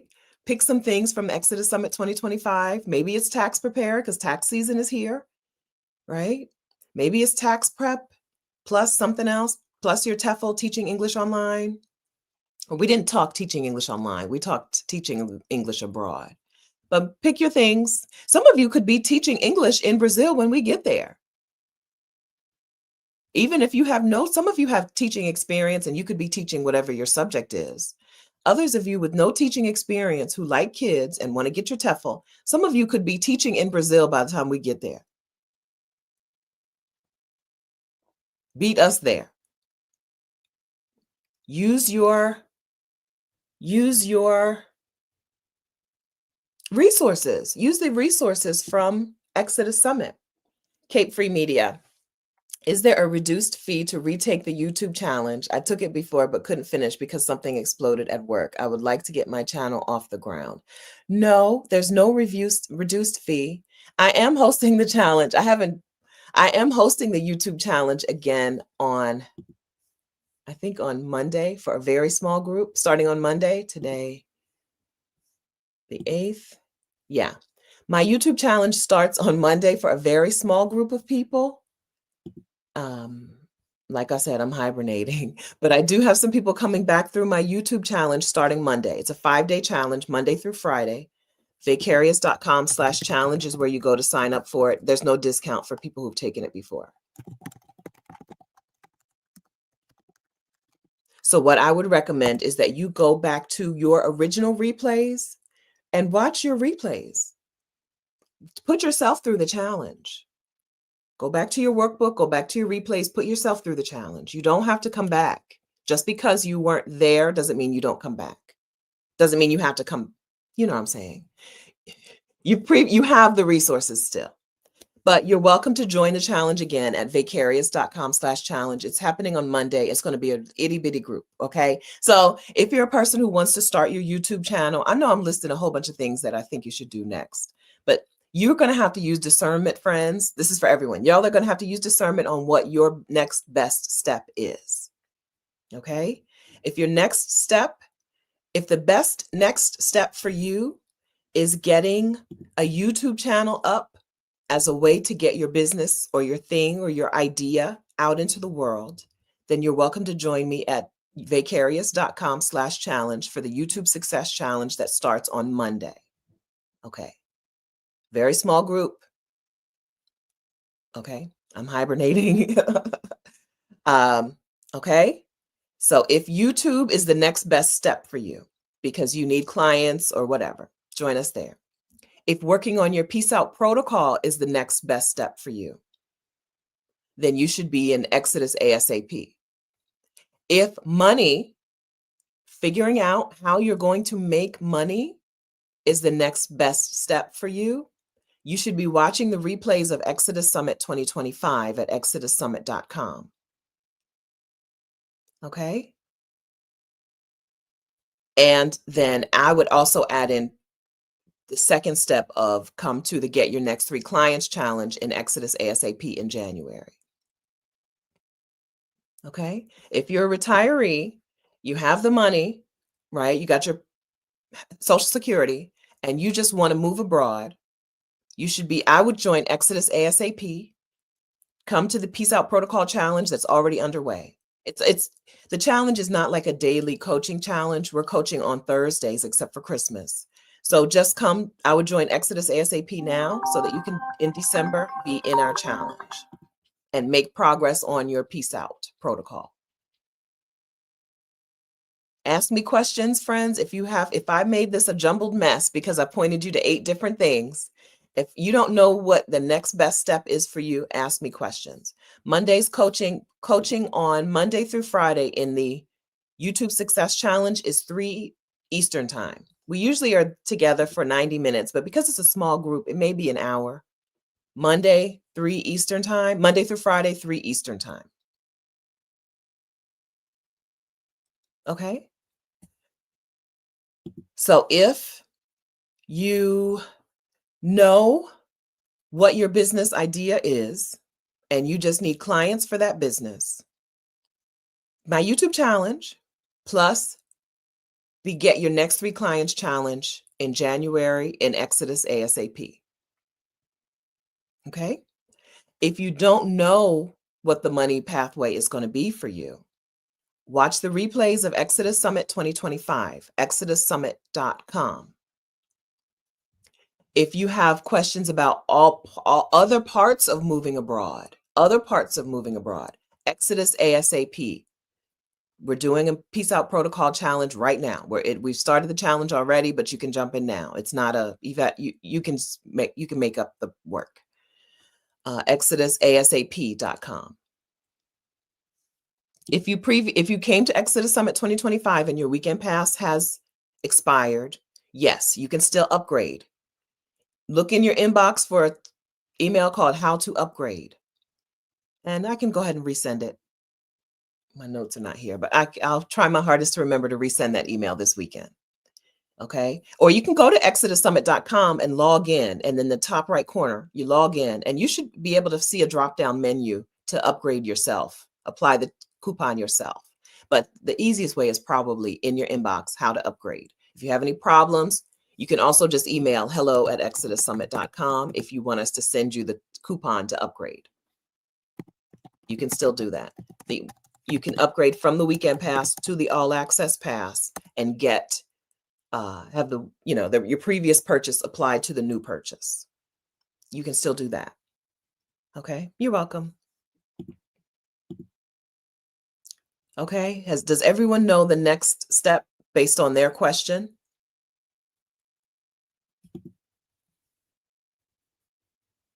Meet up in Dover, Delaware, please. Oh, wait.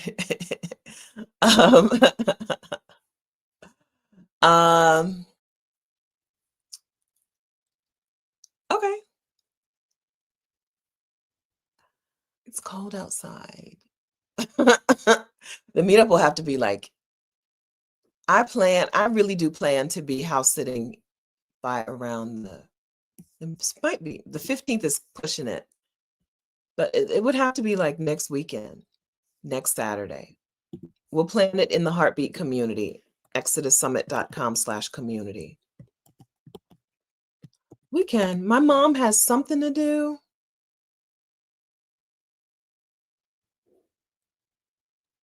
She's such an active lady.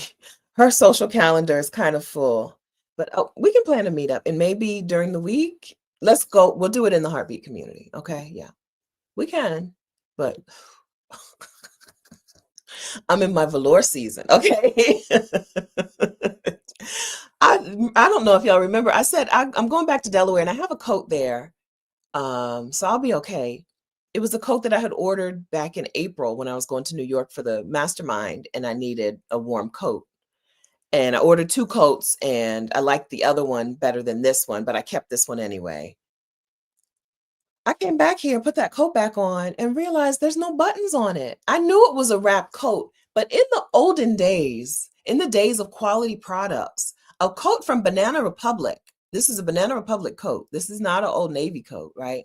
A coat from Banana Republic would have the inside button to make sure that it's a wrap coat to make sure that the coat stayed closed and maybe a button on the outside. It's a heavy winter coat, but no buttons.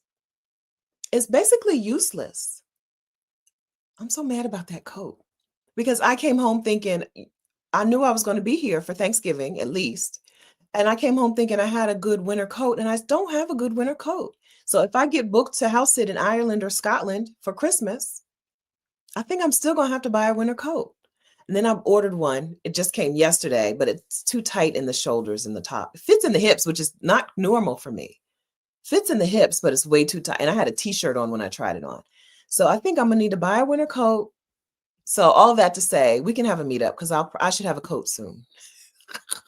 we we can have a meetup. Let's plan that. Somebody in the Heartbeat community, somebody over at ExodusSummit.com/community, please let me know something. There is a belt, but a belt alone won't keep a coat closed if there's no inside buttons. Not when you walk. As soon as you walk, that thing is gapped open. You need the inside buttons. I am not a tailor, and I know this. I am not a fabricator of clothing. If I know this, Banana Republic knows this. I watched somebody was complaining not too long ago about the great button problem. Everything is made so cheap, like the cheapest they could possibly make it. They save themselves the cost of the button and the buttonhole, but the coat is unusable. If I had known that, I wouldn't have bought the coat. So a button, yeah. Okay, that's a pretty simple solution, I guess. Instead of being so mad. But I don't want to have to put a button on a coat, on a winter coat from Banana Republic that I bought online. A winter coat from Banana, this was not a $10 coat, right? This coat should have come with a button to keep it closed. This is a ridiculous enshittification. They call it the enshittification of everything. Everything is worse. Everything is worse. Can you imagine saying to somebody, I'm gonna make you a winter coat and not putting a button on it? Can you imagine? Why would a manufacturer of clothing do that? Can you imagine? You cannot imagine saying to somebody, I made you this heavy. It's heavy. That coat is heavy. It's heavy. Can you imagine saying to somebody, I made you a winter coat to keep you warm and not putting a button on it? It doesn't make sense. It doesn't make sense. It is a 10-minute solution. Well, no, because now I gotta go buy some buttons. And there's no buttonholes. I don't know if it's a 10-minute solution. I gotta find a seamstress because I can't do it. I can't put a buttonhole in a jacket, in a coat. So I gotta find a seamstress. Wait till she's open. Drive my coat there. This is hours of work. Wrap coats have internal buttons, Carol. Wrap coats have internal buttons. They have the button up here to keep the thing closed. If I showed it to you, you would be surprised that it has no buttons. It's inside the closet.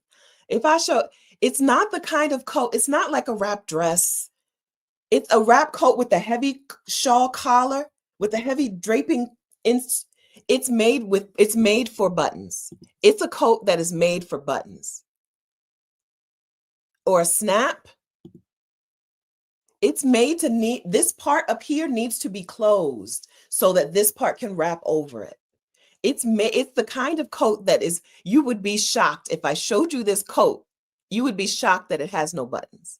It's not a wrap-around jacket like a wrap dress. It's a heavy coat with a whole lot of fabric up here that needs to stay closed.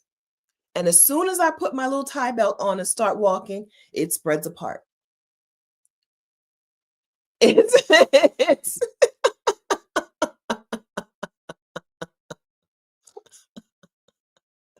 This is not the kind of coat. I've been buying coat. My first job ever, I got my first job ever because I wanted that coat. I know what winter coats look like. I bought a camel hair coat in high school. I was 16, I believe.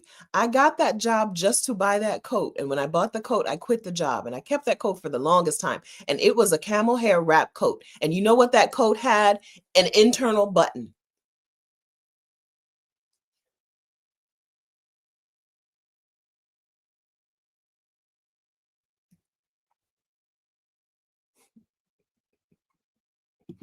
I got my first job at the Victoria's Secret Distribution Center when I was 16. I didn't have my driver's license yet. I may have been 15. I didn't have my driver's license yet. My mom used to put the foster kids in a van, drive me to work, come home, put the foster kids in a van again, pick me up from work, and come home through I think October and November into the beginning of December, so that I could make enough money to buy the winter coat I wanted.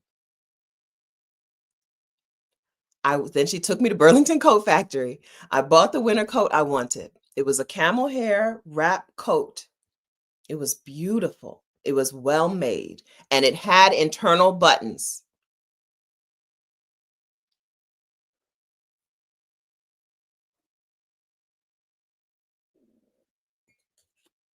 Now in 2025, everything is worse.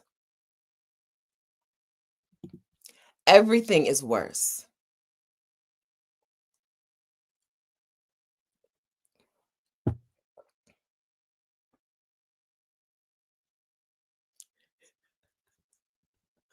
I just want my coat to stay closed in the cold.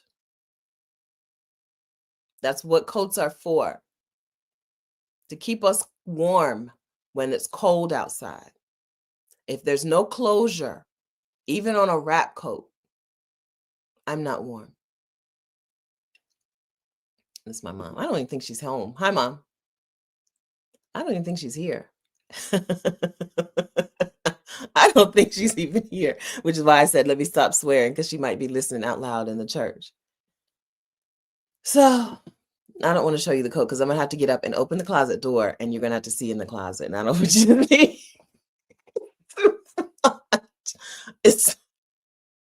It's a disaster zone. I can't show it to you. Yeah, okay. So maybe I'll find, instead of fretting about the other coat that doesn't fit, I'll return the coat that doesn't fit, keep the coat with no buttons, and get some kind of closure put on it. But I'm gonna have to take it somewhere, drop it off. It's cold. I only have one coat that fits me. I'm gonna have to drop my coat off with someone in the cold. It snowed yesterday. This is not ideal. This is not how I should not be buying an item that I have to take to someone else for it to function. A coat is supposed to stay closed on its own. And a way that a wrap coat stays closed on its own is an internal button. Just one. That coat is designed for a button. It has the flap that you put up here. It has the flap that covers the chest that goes up here. But there's no button to keep the flap closed. And the material is so heavy that it just droop, droop, droop, droop, falls, gaps open. It's designed for a button, but not included is a button. Everything is worse. I bought that coat for maybe, in my mind, it was $350, but it could have been $150. In 1989, that was so much better than this expensive ass Banana Republic 2025 coat. And I'm just mad. I'm just mad about it. This goes back to where we started today, right? We started off talking about places that we don't shop anymore and how we had to navigate that.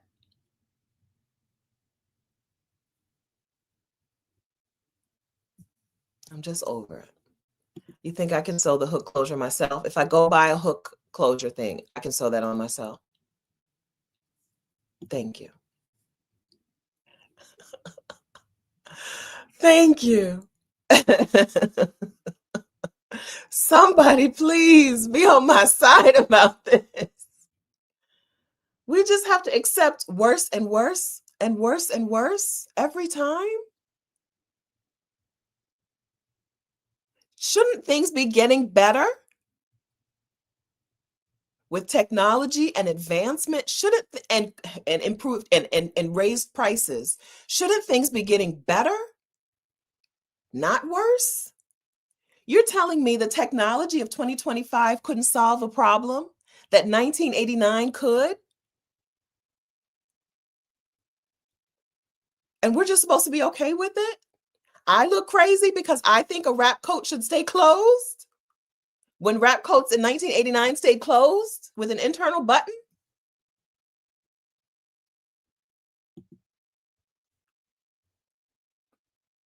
We're paying them more money and a higher percentage of our income for things that work worse, last less. And that's how I'm just going to have to live the rest of my life. I'm only 51. You're telling me for the rest of my life, I'm just going to have to be okay with everything being worse and worse, more and more expensive, and less helpful. Everything? Everything?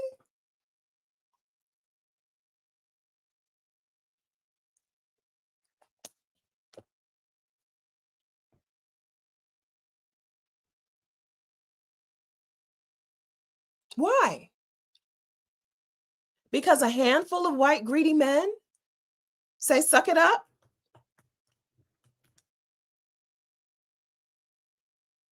Everything could be so much better.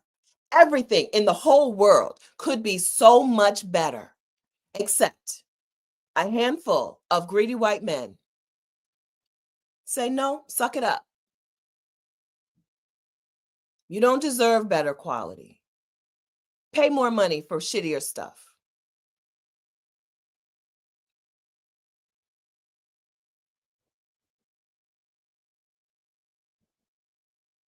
I know you think this is stupid and ridiculous, but seriously, for the rest of our lives, it's going to continue to get worse and worse and worse. Everything, if it's not disrupted. We disrupt that by not giving them our money anymore. I already decided my leather, except I did buy a leather. I did buy an expensive leather purse last year that I've never taken out of the house. Okay. But I've already decided that from here on, my leather will come from certified B Corps. I have a couple of bags from Parker Clay also in the closet. I've decided leather is going to come from certified B Corps or from individual makers. I bought a wallet. I bought what I think might be my last you don't need to see it. You know what a wallet looks like. My last B Corp leather item. I bought a wallet. But I've decided, I think from here on, because I started looking at another purse, because I've carried my same little Coach bag. I've carried this Coach bag for a little while now. And I'd like to replace it. And then I was like, no, that's a thing I can do. From here on, I can make sure that my leather goods come from either a certified B Corp or an individual maker, like we got our stuff made in Vietnam. Because these people, they don't deserve my money. Now, this Coach bag is doing hella good. When I opened up the Coach bag, I was like, this bag is worse than, there's another Coach bag in the corner that I bought in the 90s or maybe early 2000s that, hold on. Y'all got time for this? Y'all got time for this? I don't want to open my closet door, but I will show you this purse, which is not in the closet. Give me a minute, please. If you have time, give me a minute.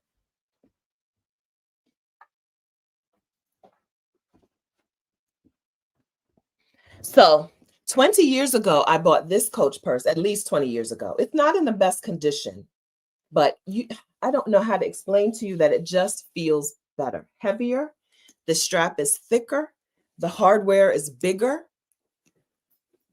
Last year or 2 years ago, I buy this Coach purse, similar price point. The leather feels less. The strap is smaller. The hardware is smaller. When I switched over to this newer purse, I was like, this isn't going to last well. Now it's held up because I've used it every day since then, pretty much. It's held up nicely, and I shove it into my backpack when I travel. I shove it into my luggage. This Coach bag is held up really nicely. So I owe Coach a little bit of an apology for now. Now that I look at it, this one thing there's one little string.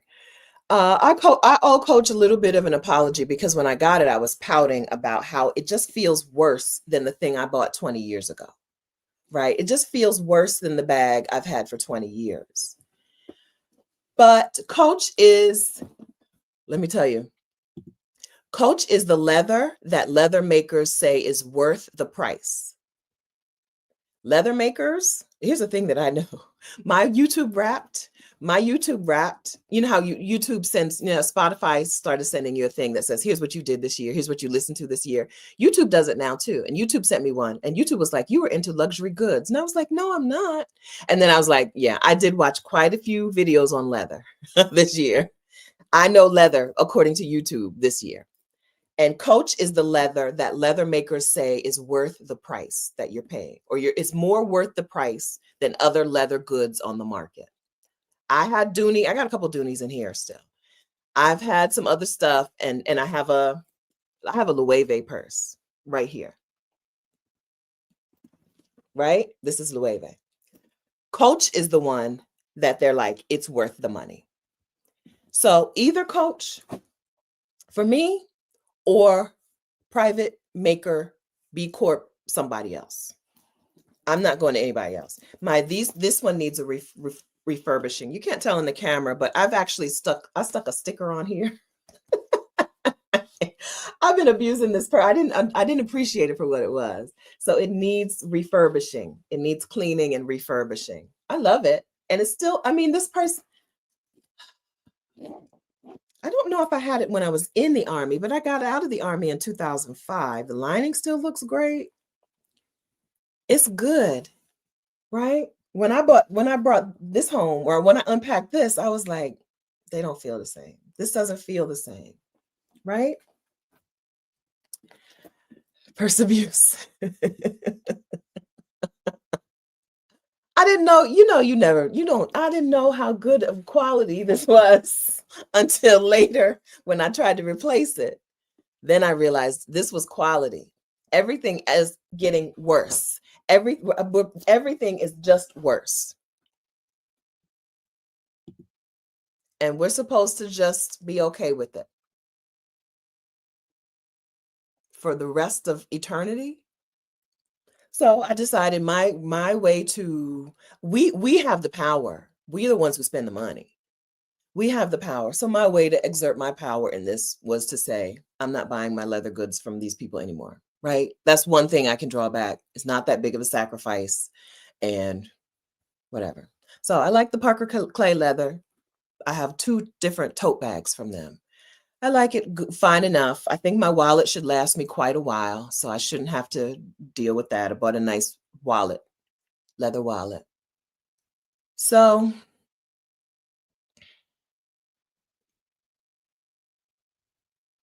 I don't want everything to continue to be worse and worse and worse. I had a jacket from the Gap for the longest time. When we went to Cancun for the meetup in 2022, I bought a Gap shorts and shirt. I love a good 2-piece combo, right? While we were at the meetup, I bought the shirt from the Gap and the shorts. And I put them on and went to the meetup. This was the first time I had worn them. First time. I go to the meetup and I hug someone and the whole side splits. And it wasn't tight. It wasn't tight. Y'all know that I have advised you in the past to wear your clothes tight and you don't have to iron them. Okay. But it was no tighter than this. It was no tighter than this. I went to hug somebody and it wasn't the seam that split. It didn't split in the seam. It didn't split in the seam. It just split like past the seam. Now, this is the first time I've worn this thing. And it just disintegrated. The shirt just fell apart. Everything is worse. Meanwhile, I had clothes from the Gap that lasted me forever. Now we're in the 2020s and they don't even last one wearing.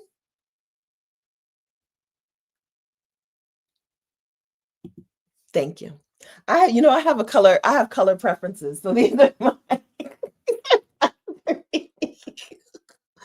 I have a real color story in my life. These are my 3 persons. I have real preferences. Brown, you want me to carry brown? Please. Brown, black.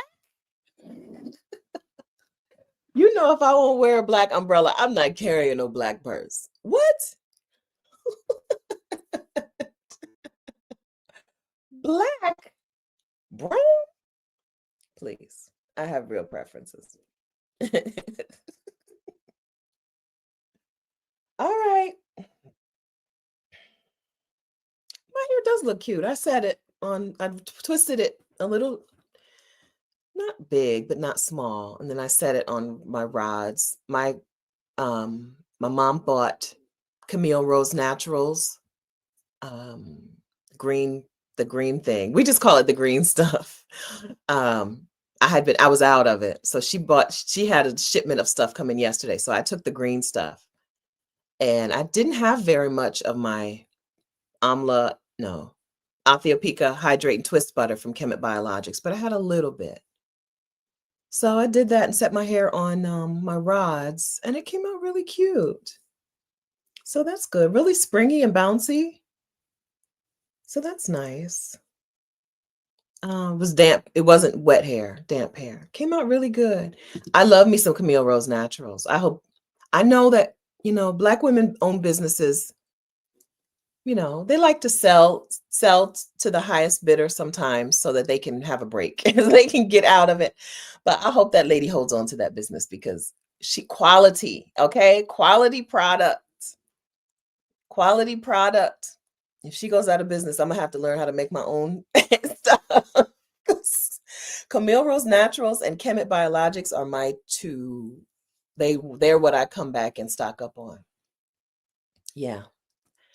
So yeah. So yeah, I think my hair looks great. One side looks better than the other. I may need to trim the ends on here a little bit. I feel like this side came out better than the other. But I spent an hour, which is a long time, for hair that's not wet, right? Spent an hour, put some twists in, threw in some rods, threw some rods on it. I think it came out nice.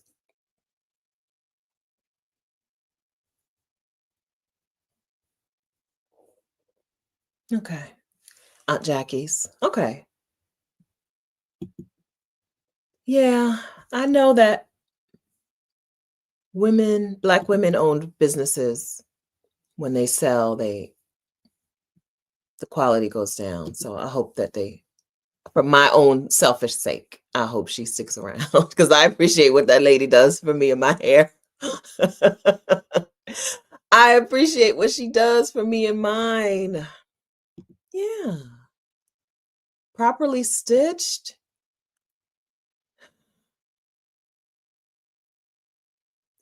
We're just supposed to be okay with it, right? As much as I used to love going in Target, I was always disappointed with the clothes. Like, you would go buy a blouse. They had pretty prints. You would go buy a blouse in Target and the print was so pretty. But then when you actually look at it, you're like, this is just one piece. Like, they didn't even bother to do any stitching around the neckline. It's not going to hold up, right? We're just supposed to be okay with everything costing the same, but being worse. Meanwhile, right behind me is my cashmere robe. I got a couple holes in my cashmere robe. So I'm going to go ahead and get that repaired. I'm going to get somebody. If I watched some videos on repairing it yourself, but I don't think my eyesight is good enough to do that. Because the little tiny holes in cashmere, it's not that hard. It didn't look that hard to sew up. But I think my real problem is my eyesight. So I'm gonna take it. When I take it back, I'm gonna pay somebody to fix that for me, because it's worth I think it's quality, and I think it's worth repairing. Right? I think I would like to go back to having clothes whose quality is worth repairing instead of not, right? Instead of, well, it's messed up, now I gotta throw it away. Right?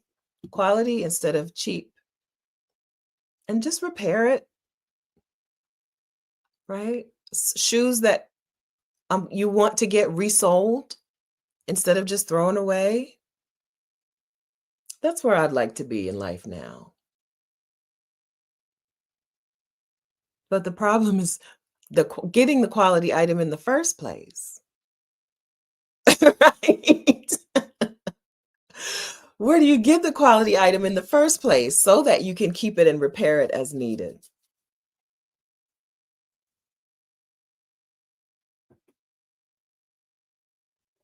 These are thoughts that I've been thinking.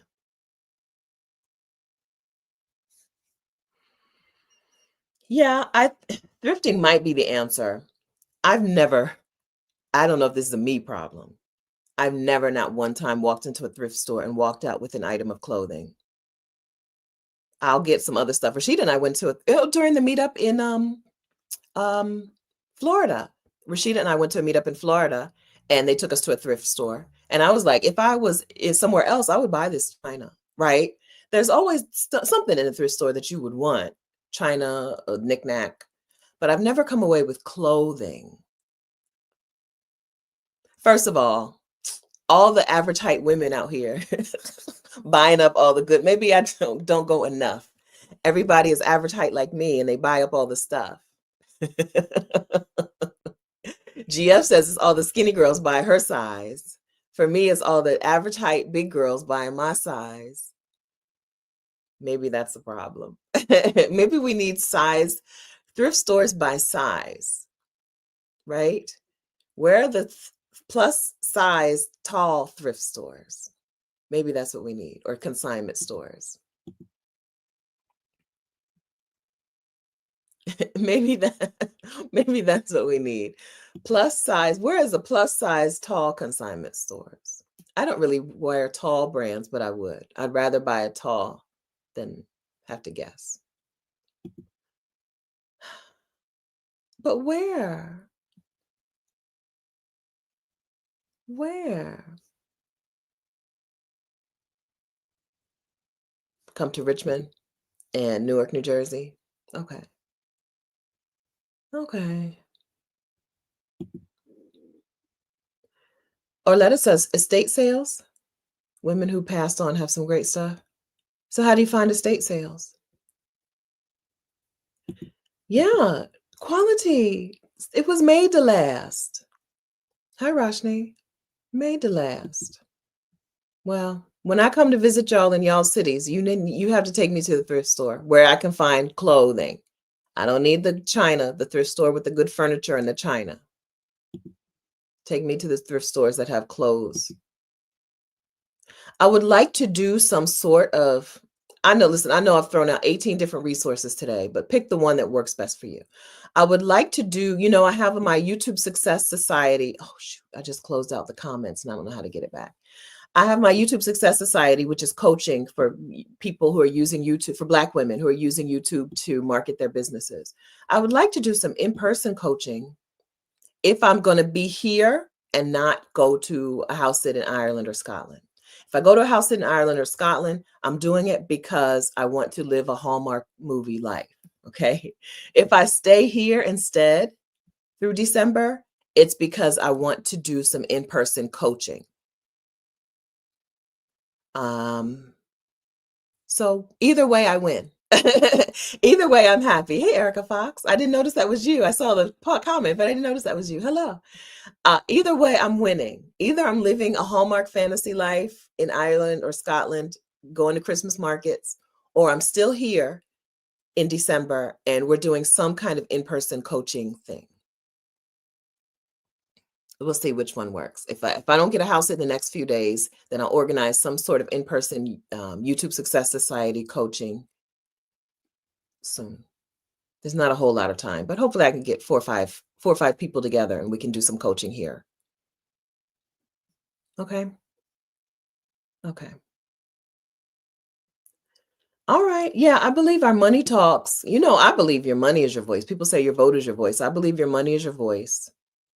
And so hey, Minnie, I take my time to pull my money out of people and organizations one at a time, because I don't, one at a time. I'm pulling my money out of organizations that I don't want to support and that I don't want to use my money in the wrong ways. That includes the United States government. That includes lowering my tax burden to the US government. We pay taxes to the US because we live in the United States.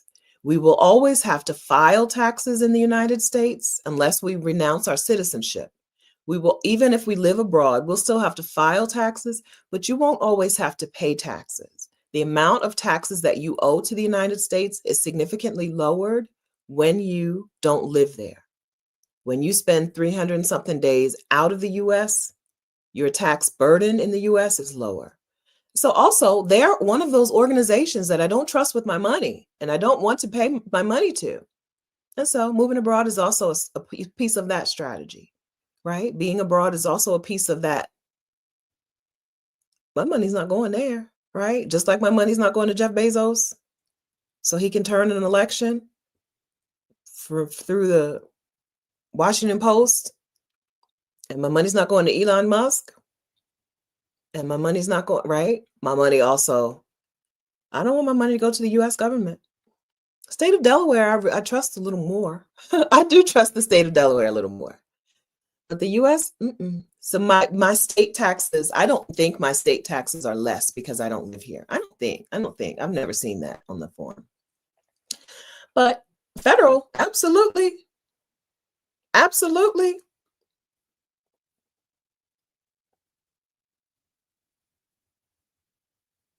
Love Faith says, do I think selling digital items is a good way to make money? I'm going to replace hustle with a good way to make money to move abroad.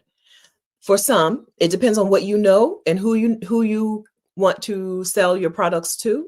And do you have a community or an audience with them already? If you're starting from zero, you don't know anything that people would want to pay you for, and you don't know any people who would want to buy it in the first place, it's probably not the best choice. But if you know something that some people would want to pay for, digital products are fantastic. Inside of Exodus Summit 2025, we had a session on communities. We had a session on digital or like high-priced coaching, high-ticket coaching. I think that's it depends question. It depends on what your experience is, what you know, and who you have access to. If you know something, this is for everybody. If you know something that you could turn into a digital course, let's say, or a digital something, a book, something. If you know something and it could become that thing, that's not the only way to, that's not the end of the equation. You also need to know how to sell that thing, and you need to know who to sell that thing to. One of the reasons I coach on YouTube, one of the reasons I coach how to start a YouTube channel is because YouTube is a way to reach your people, right? I don't think any of you would have come to Exodus Summit 2025 if I didn't have a YouTube channel and Rashida didn't have a YouTube channel. Because how would you even know? How would you even know? Stephanie, who moved to Bogota, Stephanie, who's the house sitter, Stephanie, who traveled for 10 years full time, traveled around the world and house sat. How would you know? How would you know that I had created this thing called Exodus Summit with Rashida? How would you know about Trusted House Sitters and my Trusted House Sitters affiliate link? How would you know if it wasn't for YouTube? So I think there's a piece of the puzzle. There are pieces to this puzzle. What do you know? And who is it for? And how are they going to find out about it? How are they going to find out about it?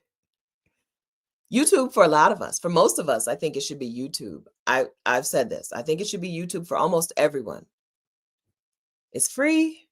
They have a good algorithm. The algorithm is good at knowing what people like. Part of it is because they're nosy and they're in our business, but they know what we're into and what we would like to hear. And it's easily done. There's not a whole lot of rigmarole to starting a YouTube channel. You already have a YouTube channel. Everyone who's left a comment today in this chat, you have a YouTube channel already, right? If you can leave a comment on YouTube, you have a YouTube channel. And so that was a long answer to say, sure, I think digital products are a fantastic way to make the money you need to live your life if you're willing to do the other things, if you're willing to create an audience of people to buy it. or get yourself in front of someone else who's created an audience of people to buy it. So my YouTube challenge, which is happening on Monday, which I haven't told you about except for just a few minutes ago, my YouTube challenge, which happens on Monday, is about starting your own platform or growing your own platform. And you can sign up at vicarious.com/challenge. But the Get Your Next 3 Clients challenge is about getting yourself in front of other people's platforms. They already have an audience of people who would love to hear about this thing. Now, how do you get in front of that audience of people?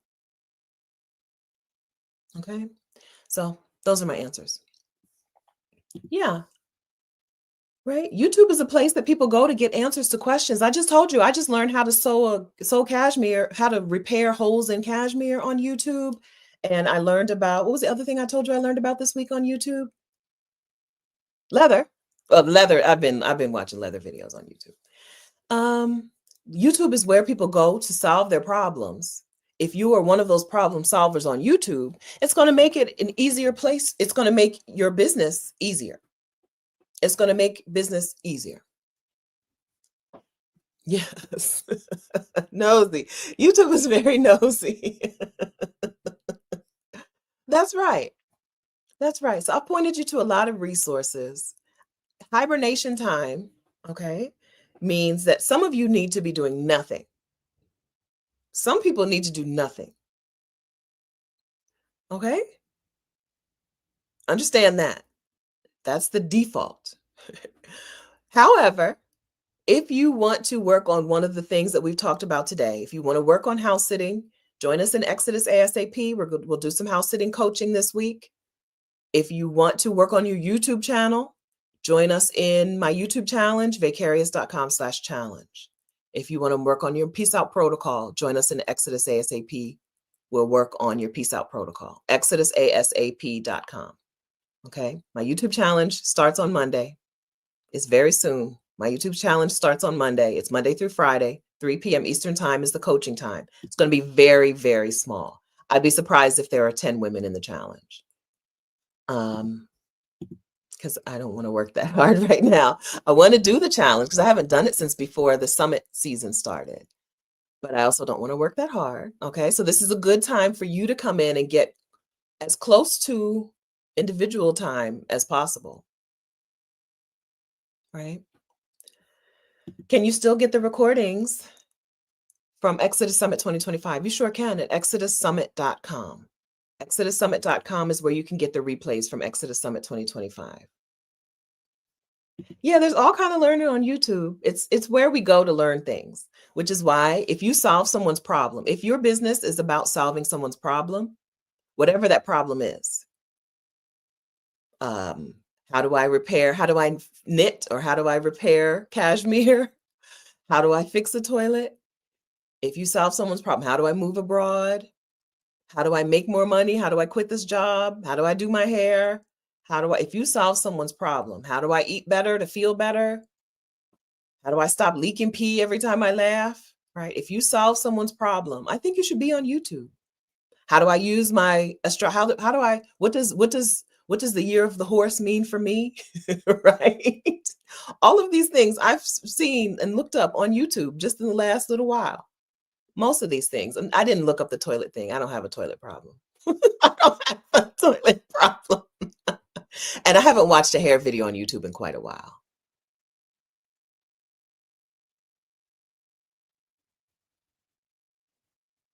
I haven't watched a hair. I'm trying to think. I can't remember the last time I watched a hair video. I did watch Ohema unbox a bunch of makeup. I've watched makeup videos, but I haven't watched hair videos in a while. Elaine, so normally the sessions are about 1 hour to 90 minutes. If it's a small community, you'll get, let's say this, you get what you need in the first 30 minutes. If you can only come to 30 minutes of coaching next week, 30 for the YouTube challenge, that's enough. You'll get what you need in 30 minutes. It's going to be such a small group that you'll get what you need. I don't know how. Sometimes with smaller groups, people talk more, right? So the call may still last an hour or may still last 90 minutes. I've blocked off 90 minutes. But with this, but you'll get what you need in 30. If you can come to 30 minutes of coaching Monday through Friday next week at 3 Eastern time, you'll get what you need. Okay. Thanks for the super chat, Adrian 8211. Thank you very much for that super chat. And Media Mama Chick, thank you very much for that super chat. You know, super chats go to the Vicarian Sabbatical Fund. So thank you very much for that.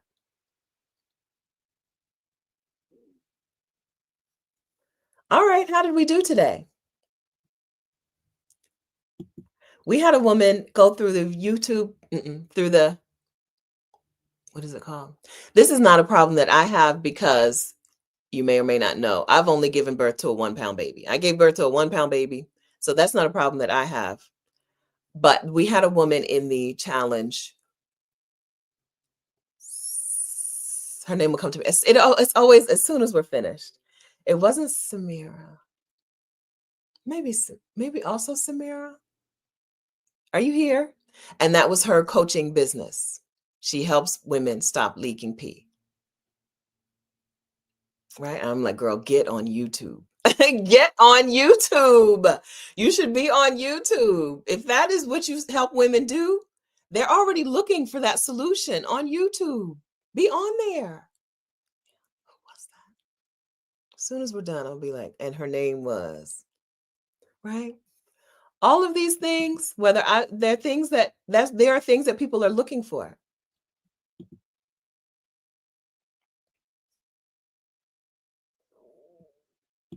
And I think you should be on YouTube if you want to do one of these things.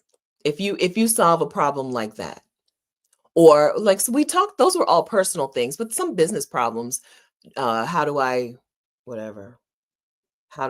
some business problems? How do I retain good employees? How do I, whatever business problems are. I think most people who solve a problem for other people, they should be on YouTube.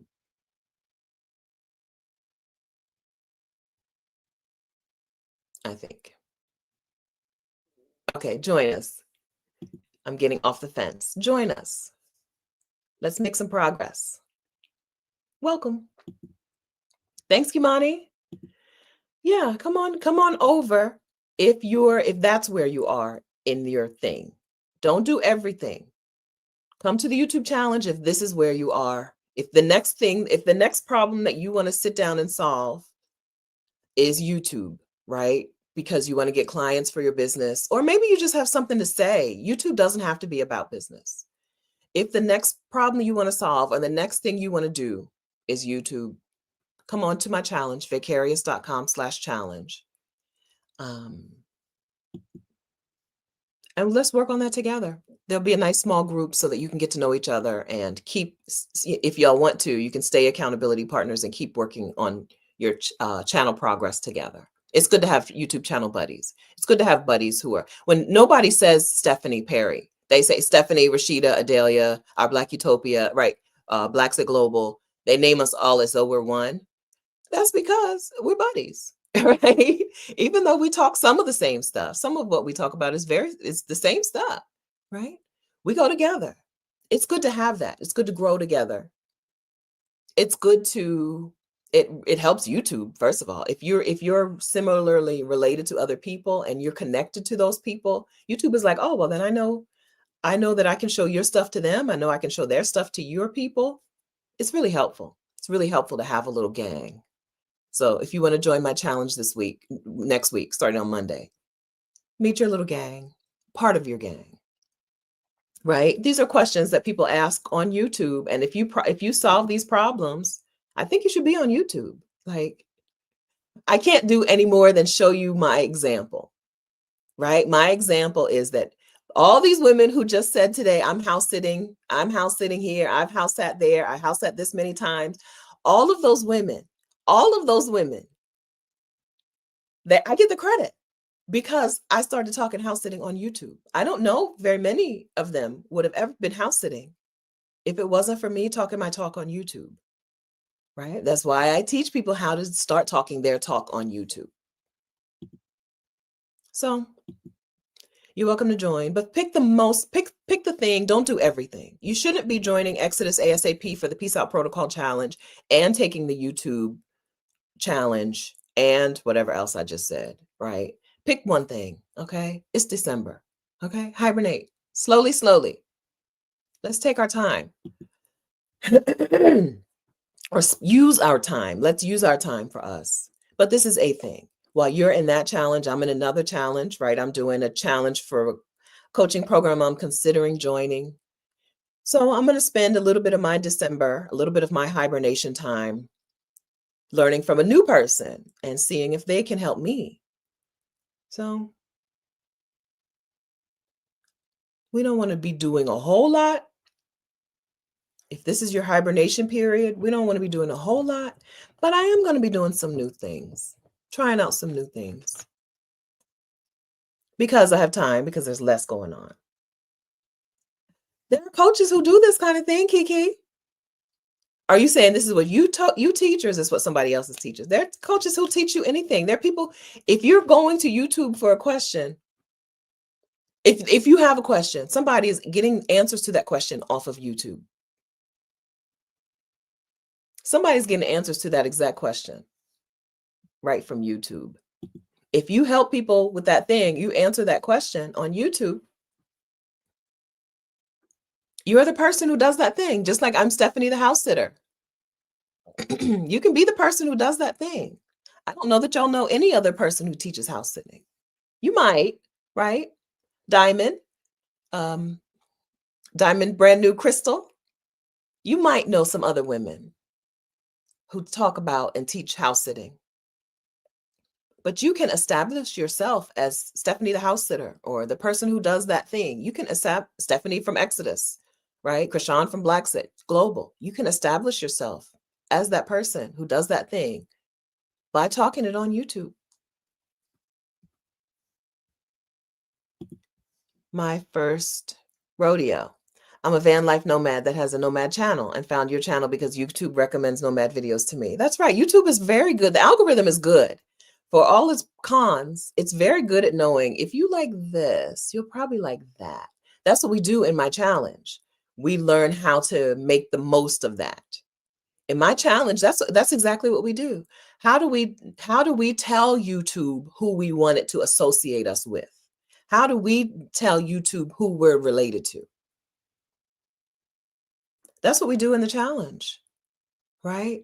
Let's find some other channels that we want YouTube to know that we're connected to. Even if I don't know that lady, I don't know her, but I know that her audience would love me, because YouTube is not a zero-sum game. You don't steal subscribers, right? You don't have to worry about that.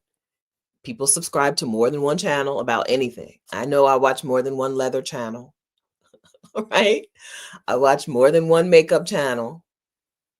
So that's what we do in the challenge. How do we tell YouTube, oh, I'm related to this group over here? Get me in that. When you show their videos to people, show mine too. Suggest mine too. That's what we do in my YouTube challenge. We start on Monday, okay? And then in the Exodus ASAP protocol, we're working on every piece of that move abroad so that you can have good progress. That's ExodusASAP.com.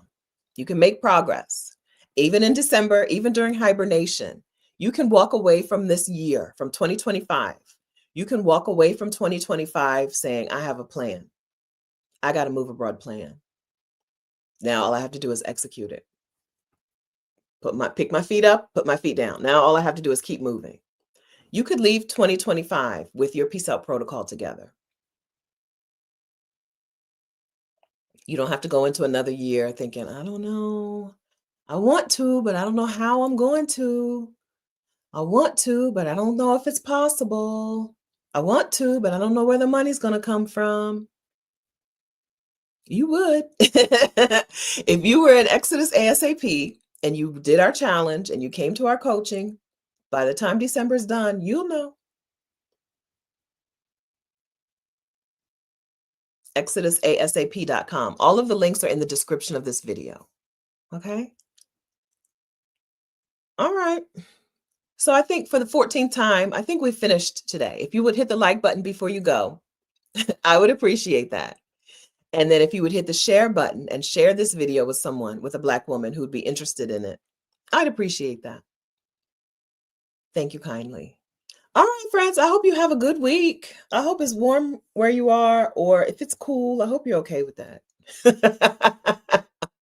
If it's not warm where you are, I hope you're okay with it. If you're not okay with it, I hope you're working on a plan to not have to go through this again next year. All right. And I hope that you recuperated from all the turkey and stuffing. I call it stuffing. I know Black people call it dressing, but I call it stuffing. Hope you recuperated. There's one little sliver of sweet potato pie left in our refrigerator. One little sliver. Although my dad did say he was gonna make one for somebody this weekend, so he might make some more. We might get a re-up of sweet potato pies. Yeah, I hope you're recuperated from all the foods, and I hope you're okay with the weather. And I hope that your hibernation time is productive. By that, I mean good for you. Pro as in positive. Maybe I'll change that to positive. I hope your hibernation time is positive. Oh no, Adrian says cold and wet. No, no, no. Warm it up. Warm it up. I hope that this hibernation time is positive, right? I hope that you use it to silence yourself, silence other people's voices, stop doing for other people, regulate, and then make decisions from a place of peace. I hope that that's what this hibernation period is for you. That's what December is going to be for me. Whether I'm here and we're getting together in person, or I'm in Ireland and Scotland and I'm living my Hallmark. Please listen, light a candle for me, okay? And say a prayer for me. Throw up a whatever y'all do for me, so that I can be in Ireland or Scotland for Christmas at a Christmas market, meeting a, what do they call? Lumberjack. What are the Scottish people? What do they call? The Scottish men? Meeting me a Scottish man who takes me on tours of Scottish whiskey things or whatever they do out there. That would be a wonderful Christmas. If y'all could give me that for Christmas. Oh, if you would give me that for Christmas, I would appreciate it. Okay? If you would give me that for Christmas, do what you can. I have finally accepted that I am not a person who can delusionally create things for myself. But some of you can. If you would get that for me, I would appreciate that. Okay. No leprechauns. Okay. Let me be more specific. 6 feet tall or taller.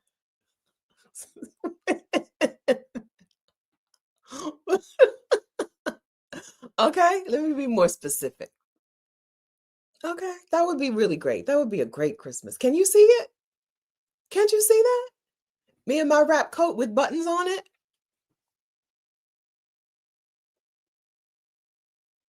In Scotland at a Christmas market, drinking hot cocoa at the Christmas market, bumping into a Scottish, whatever they're called, man, lumberjack man, Highlander. That's exactly what I was thinking. Bumping into a Highlander. Can't you see that? I see it. Yeah, we'll do a meetup here. Come to the Exodus Summit community, exodussummit.com/community if you're not already there. Not on Facebook, the other community, the new one on Heartbeat. We'll plan it. We'll plan it. I'll put a post up today and then just beg somebody to plan it, basically. By we'll plan it, I mean, I will be there if somebody else tells me where to be.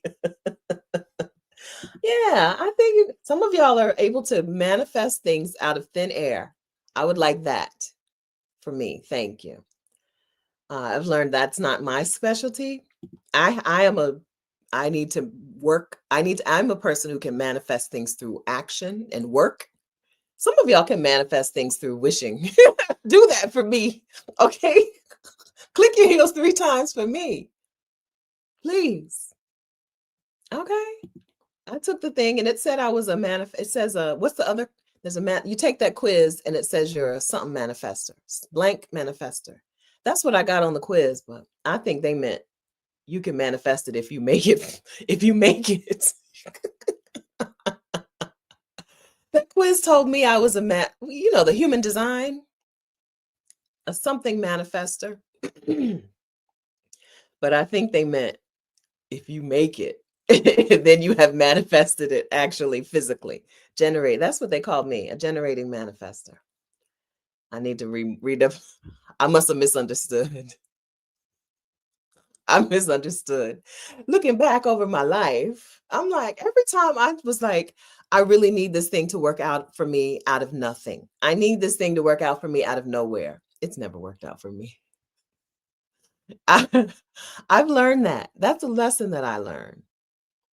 And so, those of you who do have that special gift, don't forget your girl. Okay? Don't forget your girl at Christmas time. Okay? That's all I want for Christmas.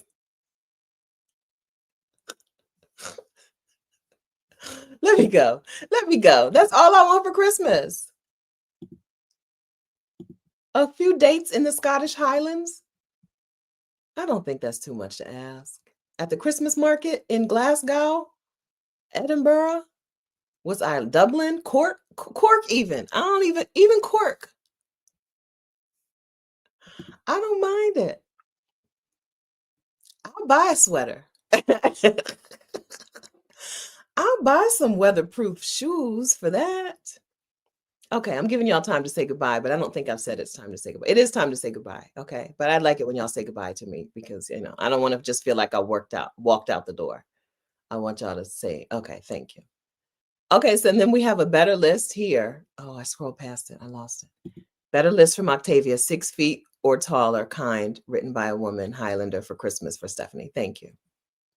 Thank you for being more specific. Because listen, no leprechauns, please. Please. Okay. Please. Thank you for that. Okay. Nice seeing you guys. I'll see you guys again.